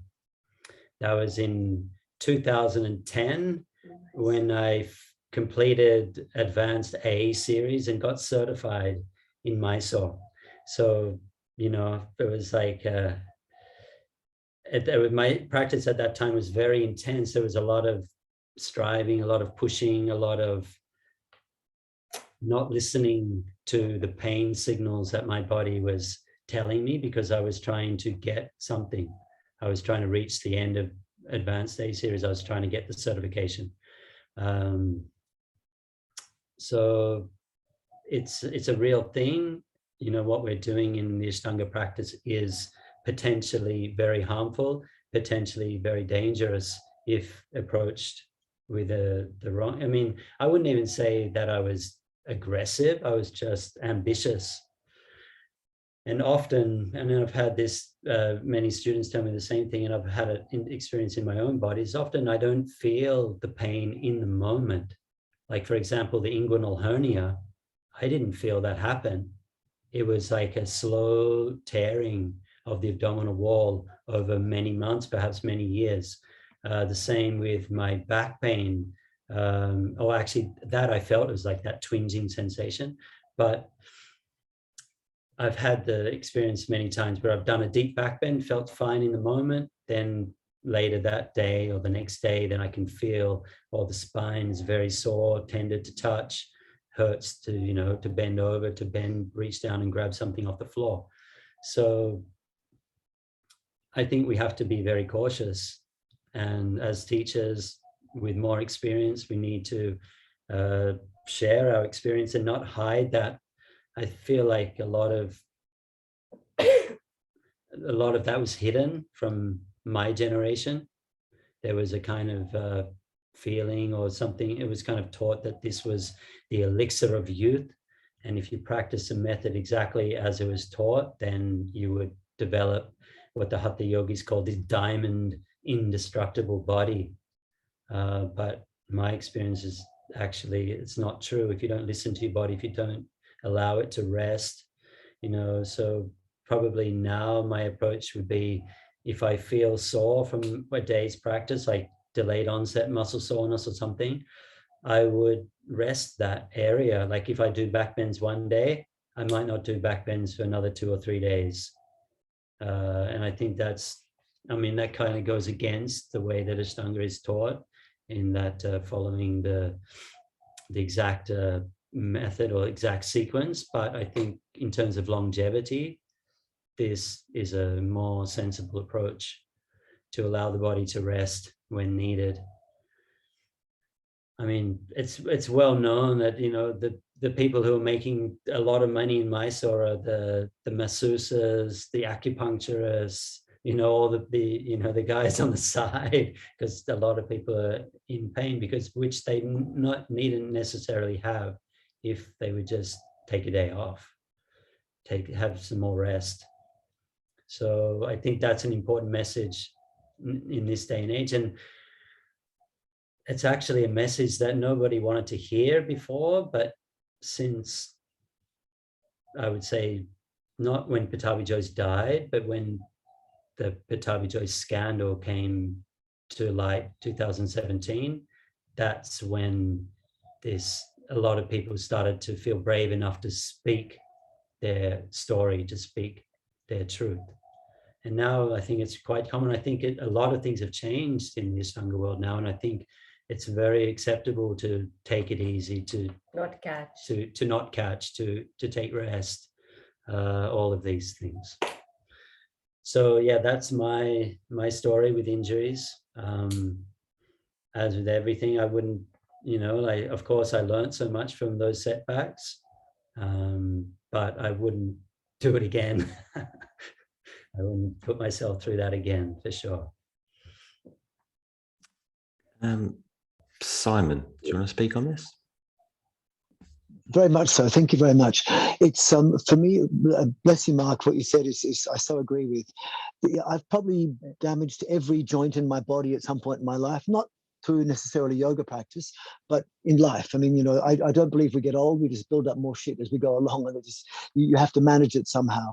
So what I found is that more important than strengthening and stretching your joints is encouraging blood flow, and also really making your nervous system be more dominant in that parasympathetic state of that rest, relaxation, rejuvenation, and regeneration. Because in that mode, when the nervous system is always feeling calm and relaxed, then your immune system will help you recover.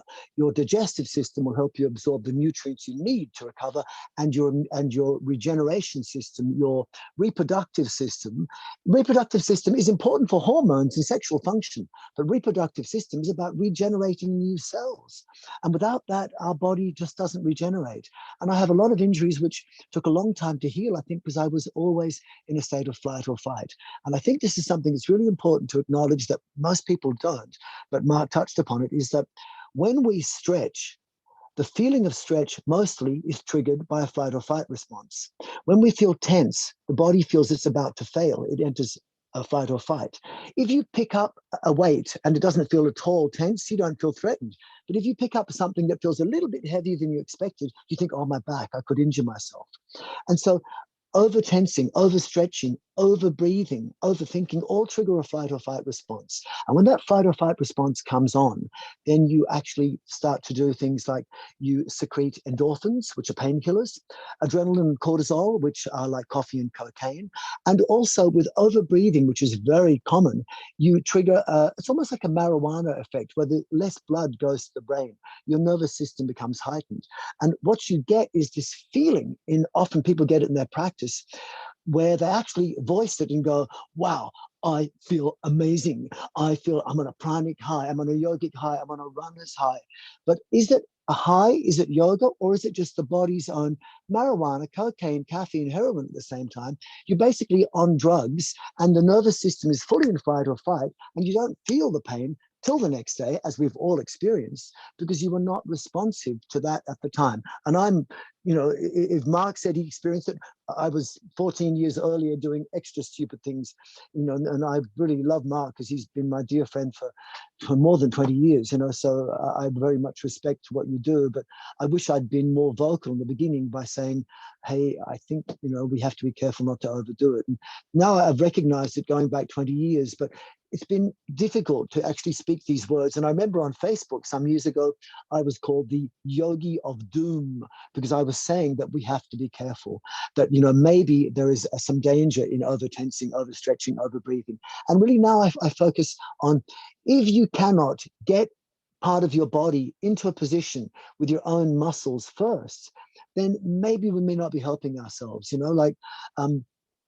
for example, lotus posture is one thing if you can do it the same way as you cross your arms.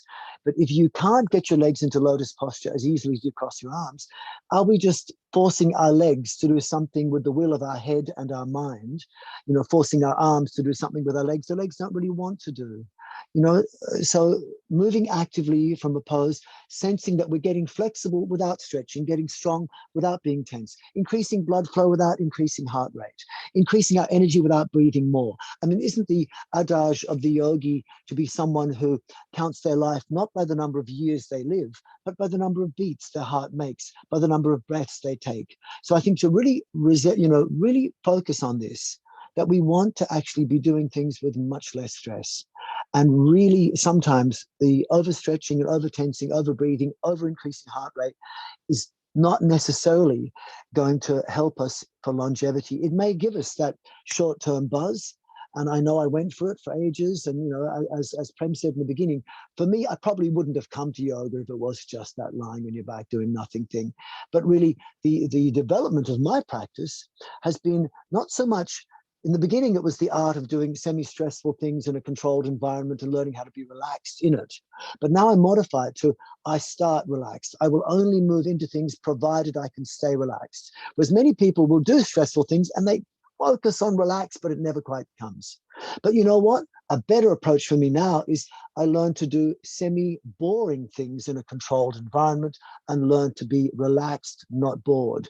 The ability to be calm but not bored is good. The ability to be excited but not stressed is good. And the ability to do both at the same time, making that space bigger and bigger, that's called the freedom in your mind and the freedom in your physiology, and it gives you the freedom in your body. And I look for that liberation, that freedom, in a way which primarily spreads love and peace in your body, which are the dominant modes of the rest, rejuvenation, parasympathetic nervous system, as opposed to fear, fight, flight, fear, and freeze response, which is the sympathetic mode that often exercise does. I want the benefits of exercise with the benefits of relaxation together. And that's the true Hatha Yoga. Most people, I think, are doing either Hatha Yoga or Tata Yoga.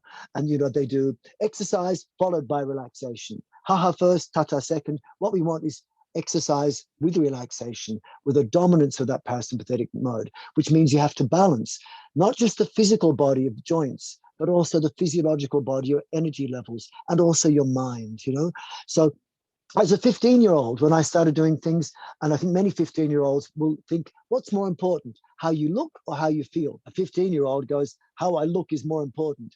But as we get older, surely we have to know how we feel is more important than how we look. So the look of a pose is not nearly as important as how it feels. That's my way. Thank you very much, everyone. Excellent, Simon. Yeah, I think it's easy to take yoga as stimulation, and therefore you're getting that high. And actually what we want is not to feel the stretch. And we assume in yoga that we're getting the feeling of the stretch, that we're doing it well. And then, very interesting point that your body's releasing all these chemicals to kind of endorse that, to affirm that, you're feeling high off the stretch. And actually it's telling you, you're in danger here, back off. You're taking it as a signal to do more. It's kind of funny, isn't it? We're running out of time, but I've let the conversation flow just because it's been really, really good, actually. I wanted to get onto the guilt and shame, though, because I think that we get into the practice for a sense of unworthiness. I think to degrees, everyone, a sense of lack, trying to be more. And in the end, the practice could kind of give us more of that, make us feel guilty when perhaps we did more guilty than we did when we weren't practicing, and more ashamed about what we can't do our own bodies compared to other people's bodies that we see now. There's almost more of it. I've certainly had less sense of a physical comparison when I was just lazy, drinking and smoking, than when I got into the yoga room and I felt very inadequate in my own body and what it did compared to other people's. Now I was putting myself in that paradigm. Santina, I think you're probably the perfect person to start this.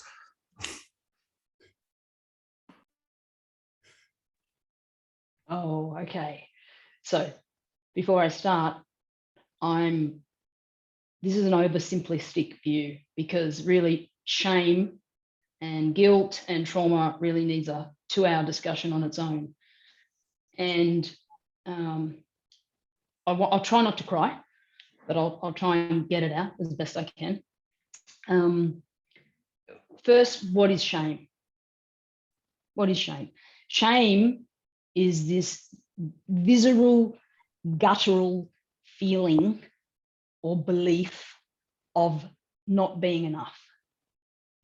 I am fundamentally flawed and defective at my core, right? And it does come up in the practice all the time, still to this day. In many respects, it still comes up for me, right? And guilt is different. Guilt is more, I did something wrong, right? So there's a social norm that I didn't adhere to, and so then I feel guilty about that.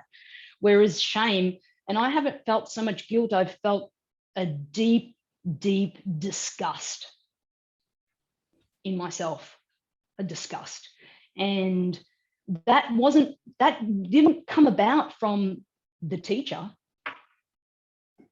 The teacher didn't shame me. My teacher was beautiful. My first teacher, Mark Togney, he would just sometimes come up to me and say, San, you're allowed to stop. You don't have to keep going. You're allowed to stop. And I just keep going and going and going and going and going. And this disgust in myself was just churning all the time, all the time, all the time. And particularly when I got to third series, I would just feel this possessed by this deficiency. I'm just deficient, a weakness and a powerlessness that would just come over me. And there was no dialogue. There was no dialogue around. No one told me anything about what was going on. No one sat me down and said, this is part of the practice. These deep imprints that you have from your childhood are going to come up. No one said that. I'd just go out and leave the shower and go out into my day, and I'd be full of this consuming disgust inside of me. And what would I do? I didn't know what to do with it. It became toxic inside of me. I would eat and vomit all day, from when I got home from the shower to when my husband got home. That's all I do for months and months and months and months on end. Until I started seeing a therapist, a Gestalt therapist, who actually I went back in time into my childhood, into all of these aged regressed parts of myself, and I looked at all of those parts of myself and I brought them into contact on the mat. And I'm still bringing them into contact on the mat now, even with my parents over the last 9 months. Here we are, Santina. These are the most wounded parts of yourself that are turning up. So there's shame can come up in many ways. It can be toxic like that, where there's no dialogue and there's no repair. There's no repair. No one helps you make sense of what's happening, right? So you're just this ball of unworthiness all the time. And then there's another part of shame that I've looked at lately, which is more of a nutritious shame.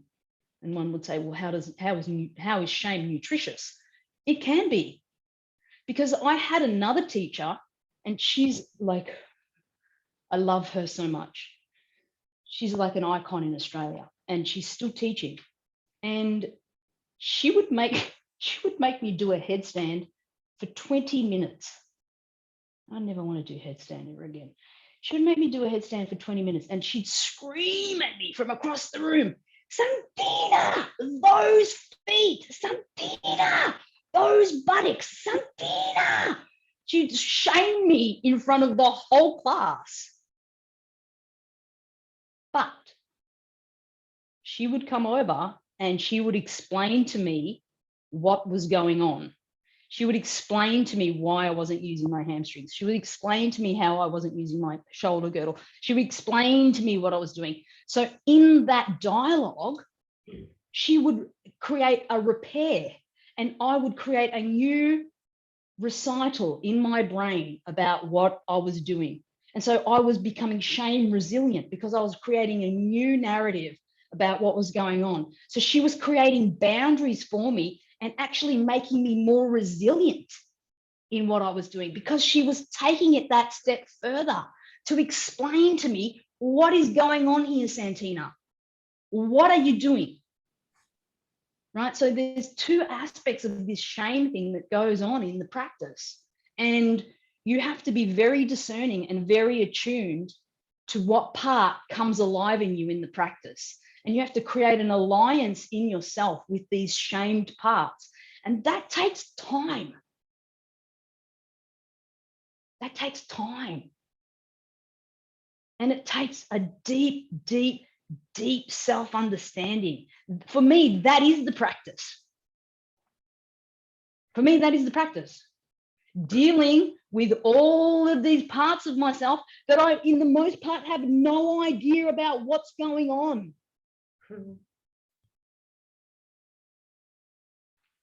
So there's some teachers that they didn't shame me, but they didn't do that bit of repair that was necessary. And then there's some teachers that just, there's a shame aspect, but there's a deep love for you. There's a deep love, because Santina, you need to create a boundary here, right? You need to create a boundary with yourself. You need to have that internal boundary there. And I'm teaching you how. So it's tough love. Anyway, I'll shut up.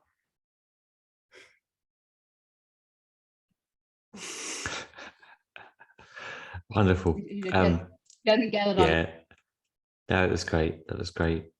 Yeah, I think you tap in nicely to this current idea that now we have, well, the snowflake era. Oh, you can't, you're shaming me, or, I'm traumatized. Don't, traumatize me more, and it's tricky, because I think that needs to be heard in the yoga room, right? Like, teachers have shamed people and tapped into that and created unnecessary suffering. But on the other hand, and recently I spoke to Bessel van der Kolk on the podcast, actually, so I was lucky to have him, right? And he said, actually, you need to go in there and work with people, and because if you're shamed, it's not good enough. Just kit gloves, like treat the person, don't touch them, don't talk to them. You actually need to go there and have change your attitude and change your relationship with shame. So it's a very, very fine line, but I think you bring up a really good point there. And yeah, the guilt is a different thing to shame.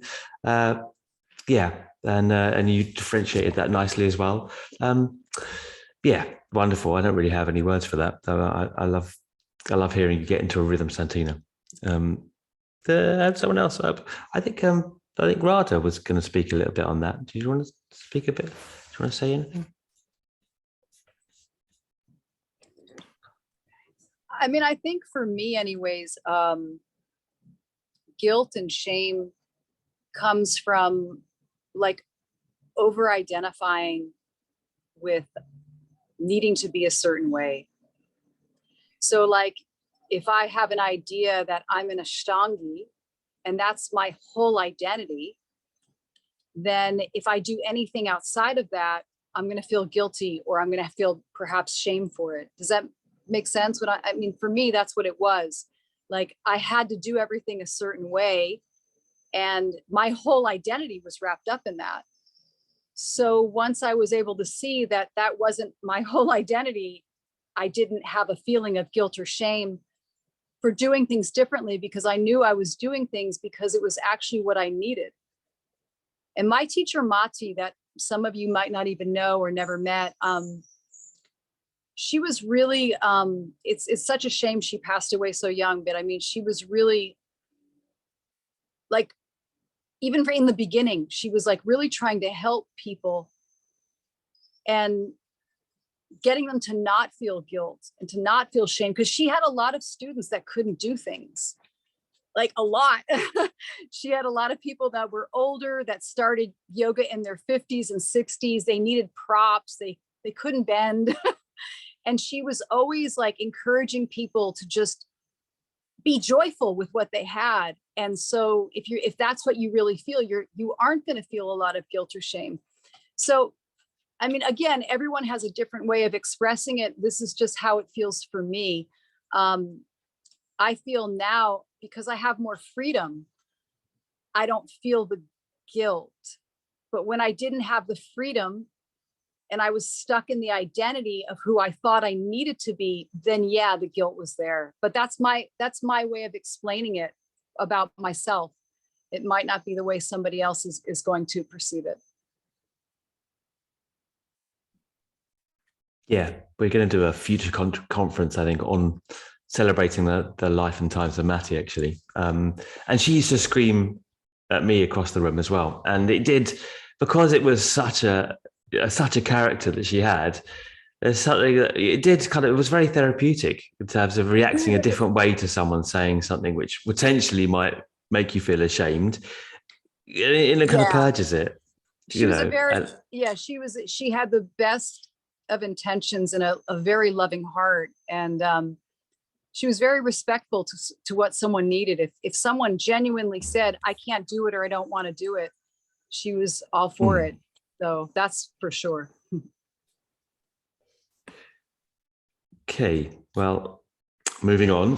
Jan hasn't spoken for a while. I'm going to talk to. I have something actually to say about. Okay, about all this right, from go a for different it. Yeah. from a different perspective. And I know I understand that a lot of trauma can come up in practice, but in my experience, it's a little bit different. I had trauma because of yoga,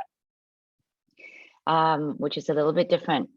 So I never had any body pain in my life. I was a very lax person. I also had no body awareness, but I was one of those people, if you fold me into something, it will go. I probably couldn't get into it myself. But then an unfortunate incident happened maybe, and I joke, I got taken, my career got shot down before it even started. So like about maybe 5-6 years into practice, I had a really bad injury from an aggressive kapotasana adjustment that left my vertebrae in my thoracic dislocated. And then later on, I found out I had a herniated disc in my L5S1, and some ligaments were torn in between. I couldn't walk for a long time, and there was a lot of suffering. The amount of learning that came from that was huge.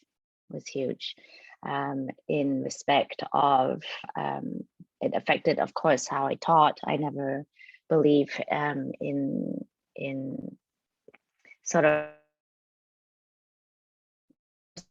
doing anything. I always believe in how you can engage your body before moving into it. Then I became a little bit obsessed with active flexibility, because that's the only kind of flexibility that really should exist for longevity. But the physical part aside, I think what I don't normally share is the emotional struggle that takes so long to heal from. The trust to let someone touch your body again after that. And I had a lot of fight. For 5 years. I went to every therapy. You talk about modalities that support your asana. I went everything. The acupuncture, I was desperate. I was like, I dedicated so much of my life to this practice. I'm not letting go. I did acupuncture, so chiros, so osteos, and blah, blah, blah, the works that you can have access to. And then I almost got to a place where I was being maybe able to practice without pain almost again after 5 years. And then it happened again. Not in kapotasana, but it was in a movement trying to catch from standing, from also a maybe not so experienced teacher. But what happened then was that then it started all over again. I couldn't walk again. I couldn't move. And I found out that my herniated disc was now bilaterally herniated. That means now herniated in 2 places. And then I had no more fight in me. I just went, you know what? F it. I don't know if we can swear on this thing, but like F it, you know, I'm not going to do it. I'm not going to practice. I cannot cry anymore on the mat. Screw it. So I didn't for like a whole year. And then I felt like, of course, this guilt. I'm a hypocrite. How can I teach and not practice every day? I feel guilty. This is not the way it should be. Maybe I should quit. Maybe blah, blah, blah, blah, blah. You know, all the stuff that happens in your head. And then slowly, after a year, I thought I'll try again. It was still difficult. And then something funny happened. I was in Hong Kong on a weekend holiday with my girlfriends. I was a bridesmaid. We just had a wild night out. It was like maybe 6 o'clock in the morning, walking on the street of Hong Kong. And then one of my friends say, there's an Indian man across the street. I think he knows you. And I was like, you're crazy, whatever. It's like, no, I think he knows you. I turn around across the highway. It's my yoga teacher from Mysore, Sharat. And I was like, oh my God, mascara, like it was not the time. It was not the time. Like, that was not the day. So I waved and I said, maybe we'll have coffee in an hour or something. It's nice to see you. We had a coffee that day. He was on a holiday. I was on a holiday. It was by chance.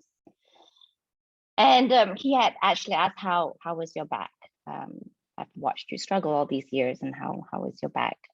He's always been very careful seeing all the things that happen. And after that, less people adjusted me. And I said, to be honest, it still hurts. It still hurts. And there are days where I get so frustrated because I spend so much time wishing I was what I was before, wanting to go back to what I was before.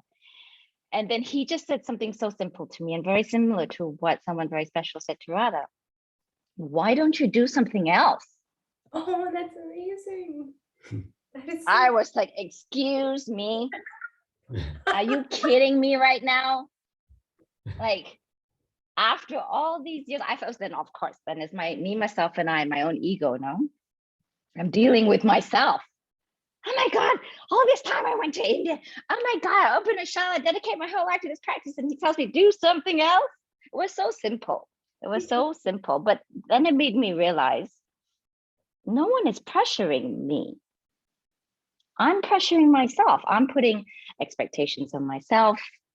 I am completely on this journey, putting weight on my own shoulders. I'm an adult and I'm doing this to myself. Why? The words were so simple and it would kind of set you free. No one is making you do anything you don't want to do. So pay attention to what you need. I used that, and then I approached practice so differently after that, so differently. I was really grateful if I could do like one sun salutation. I still am really grateful if I can get through standing now. And, I'm grateful that I can move and I can breathe. I let go of what I was before because, of course, a whole bunch of other things start happening as you get older, mostly hormonal cycles and all sorts of things go cuckoo. But I kind of then realized I didn't need to hate anything anymore. I made peace with the practice. There was a time, of course, all of this was happening. I hated my teacher for not protecting me for other people. I hated the practice then, but this all comes up. Like Santina, a lot of that stuff just comes out, but I think that makes part of the process of growth, because without all of that, I wouldn't be where I am now, which is really okay with everything. And because I'm okay with everything, I've learned to be okay with everyone. I don't have expectations of anyone to be able to do anything also, and understand that anyone can come from any background or any past trauma or, and we tell people all the time that yoga is not a religion, but yet sometimes we bring the religious guilt. If you don't practice, you should feel bad, right? And then where it becomes that balance that we're looking for again, the balance of finding that fine line between dedication and obsession, which is a very difficult thing to find. But I think also it is our job, if we are sharing and believing in it, and I do believe in it, that is an important thing to pass on to people when they start. Not to be obsessed, practice and go and live your life. You know, go on a holiday, come back, practice again. It's just asana, it's going to be there. But if you are away with your family, be with your family, be present with them. That is your practice. This is what we're teaching after all, you know. So I think when it comes to that, there's different versions. It's problematic also if we have trauma as a result of what is supposed to be helping us. The irony, no, but yet it happens. In my case, it was maybe just physical, but in some cases can also be emotional. That's all I had to share. Oh, that was really, really good one. Thank you, Jan, and really honest. And what a story! I cannot believe that coincidence. Seeing Sharat in Hong Kong at that time. Oh my God, that's incredible. Yeah, it just brings to mind. I mean, maybe to wrap it up, actually, because we're on time, is that you talked earlier, Jan, about being being a good person. Mark, I think you remember you saying in an interview, podcast interview to me, about wanting to be able to run for a bus when you're old, not be broken by yoga, and also being a decent person through it. So how does wellness finally? We'll run a few minutes over. I'm always quite a stickler for time, but how does wellness relate, inwards, but then relate outwards? Or yoga to be a process of going inwards just to turn it out again? Because I think we can easily implode upon ourselves. It can become rather narcissistic and self-obsessional. And at what point can we see this and do something about it? Or what's your experience of it, panel? Santina, is that a raised hand or a glitch in Zoom? Sometimes the one on the left, top left, gets a raised hand, and they haven't done it themselves. So. It was a raise. It was a race to something else. I just wanted to say briefly something just to wrap up the shame thing, is that I think for me and for all of us, we need to take radical responsibility for these things, this shame, this guilt that lives inside of us. It is alive inside of us. And for me to actually come to wellness, I need to take a radical responsibility as a human, as a woman, and as a teacher. So that takes a whole part of me to turn up in my life. And that's a full-time job. That's all I've got to say. Yeah, the guilt is inherent, isn't it? Yeah. Simon. I just wanted to finish by saying that previously I'd said that you have to love yourself. But it's funny, I come from Australia, and in Australia, if you say, you love yourself, someone just says to you, you just love yourself, don't you? And it's really shameful to be someone who loves yourself. But actually, we've got to love ourselves. But the only reason why it's worthwhile loving yourself is to actually practice giving love. And then if you use that feeling of loving yourself to share the love with other people, and you get the added benefit of actually looking like a person who likes being loved, and then other people can actually share their love with you. Because sometimes when you try and share love with people, not everyone wants to accept it. But actually, it's a really good thing to give love. So you're practicing giving love to yourself. The receiving is a side benefit. But when you actually get good at receiving love as well, and people see you as a person who likes to see love, then you become a person who's an asset to other people because they also want to share love. I got on a bus one time and I smiled at the bus driver and he said, "What the fuck are you looking at?" And I went, "Oh, I'm sorry, I was just smiling." But not everyone wants to be hugged or loved. So if you give people the opportunity to love you by first showing people that you are lovable, and by practicing being loved, I think love can be shared. But that's what I think is important, that we use yoga as being a recognition that we're all living in an ocean of love, that everyone is related.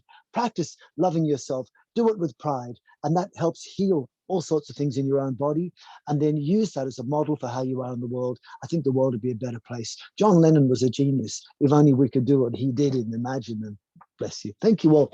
But while I'm here, I want to say thank you to all of you. Your wisdom inspires me, and I've connected with you all in different times and places and seen you all. I love you, and thank you very, very much for Adam for organizing this. Really a pleasure. Thank you, everyone. Welcome, Simon. It's a pleasure to have you. Yeah, it was motivated by a question of Protima's, actually. And Protima was mentioning how, yeah, the Ashtanga world isn't always, the politics and competitiveness of the Ashtanga world doesn't always lend itself immediately to the suggestion of wellness. And how can we spread that love from, outwards from our own practice and a love of yoga outwards to our, not only, the bus driver, but also our fellow companions in Ashtanga, Does anyone else have anything to say on that?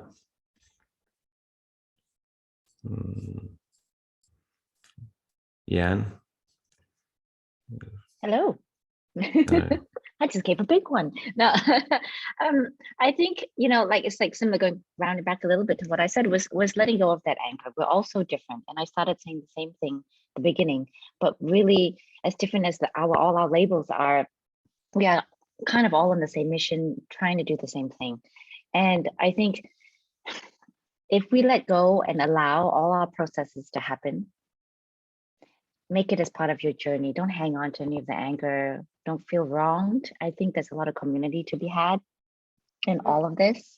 I think a huge part of, there's a lot of, he teaches that way, I don't agree. Oh, that Shala does this. So I don't like it. There's a lot of opinions because, Ashtanga, like we said in the beginning, brings a lot of strong personalities. But as long as you realize all of it and the bigger picture of it, and this is what helped me get through so many things, whether it's a tough time or whatever it is, coming back to the philosophy of what Simon was saying, if you keep focusing back on that, that's how you balance your practice. All of this is based on that. Your asana is based on that. Nothing kind of exists. And it's because we study this philosophy that we start to see it in everything else. Whether it's calisthenics or capoeira or whatever it is, we start to see it can be applied in anything we do, physical or otherwise, relationships especially. And I think when we have all of, when we take aside all our differences and we work towards the same goal together, there is no more, what do we call, conflict in Ashtanga. And of course, Ashtanga makes this big of an impact. There's so little of us compared to the whole world. And sometimes we get so caught up. And I think Santina said something that was I wanted to bring up again. She goes, it's not that important. What we do sometimes is we put the practice or yoga even on this pedestal. And how many times, I know I did it in my younger boyfriend relationships, you put the person on the pedestal. We do that with Ashtanga too. And then what happens when it doesn't give us what we want? It disappoints us. We get angry, right? I think if we just start seeing it for what it is a practice. You're gonna have to face yourself. It will be ugly. It will be ugly no matter what. And that is the point. It's for that ugliness to come out. Then let it go. Let it go. And then see kind of the good in it. Share it if you believe it. If you don't, that's another journey that you have to work on. Share a pure place, then share, because then the dangers of becoming a teacher, I have seen physically for myself, when you haven't worked through some issues, it's dangerous as a teacher. When you need to be forceful on others is because you're still forceful on yourself. Right. So I think being kind to yourself is really important, but it is also important so that you can be kind to others as a normal person and most definitely as an Ashtanga teacher too. So I don't know if I answered that question because I then. No, that's good. I just wanted to hear more from you. You spoke so nicely. Thanks very much for coming on. It's been really, really a good one, actually. I'm really touched by all the sharing, and it's been actually yeah, very touching, hasn't it? And emotional, and everyone's been really candid and honest. And yeah, I think, I'm useless at wrapping up. I can't even say goodbye to someone properly. But if I was going to say something, I suppose wellness is in connection, isn't it? And I assume that, especially these days in the world that we're living in, that we were encouraged to be this individual. You can achieve your dreams, you can accomplish whatever you want. And it doesn't, really kind of contextualize us into the fact that actually we're happy amongst others. I mean, to my own knowledge, we've always been a social being, right? We've always lived amongst other people, and our happiness is very much related to how we contextualize ourselves in relationship with other. And yet we're, seemingly more and more encouraged to define ourselves and even our wellness and against the other, right? I'm weller than you. I feel great in myself rather than, in terms of, how can I connect to you? Even if I'm not well, even if I'm fragmented, even if I'm still feeling shamed, the best way out of that is to wish and to connect to another, and that is also self-inquiry, because in that we come back to ourselves, we inquire about ourselves and what we really want. And when we come back to ourselves and we can be present with ourselves and all the disgust and all the disappointment that's there, we can actually figure out what the hell it is we really want, which is not self-accomplishment, not even self-care. It's connection to another. As far as we know, we come from nothing and we're going to nothing. So in the interim, what we really want is to share our being and experience it in sharing it with another. And that to me is truth and the context of wellness. So, well, thank you. And as I said, thanks to all the audience. Thanks everyone for coming on. This will be given to you by recording if you've signed up, and it will be on our website. So I hope everyone enjoys it. And I think valuable contributions from each and every one here. So thanks so much for giving your time. Really appreciate it.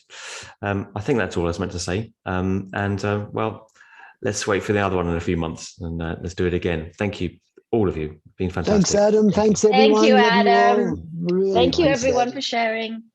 All right. Thanks For to Teresa organizing. too. She's not there, so we want to. Yes. We always have to thank Teresa. She does it all, and she never gets a bloody thanks. She doesn't want it. Yeah, She we won't even love her. come on now. I always try and get her on the screen. She doesn't want. Get her on. Get her on. Yeah, I know. See you All later. right. Yeah, thank you. Bye, Nice to everyone. see everyone. Bye, Thank audience. you. You guys, Yeah, thank you yeah. so Bye. much. And thanks to all the Bye. participants as well. Mwah. Love you. Thank you. Thank you. Bye.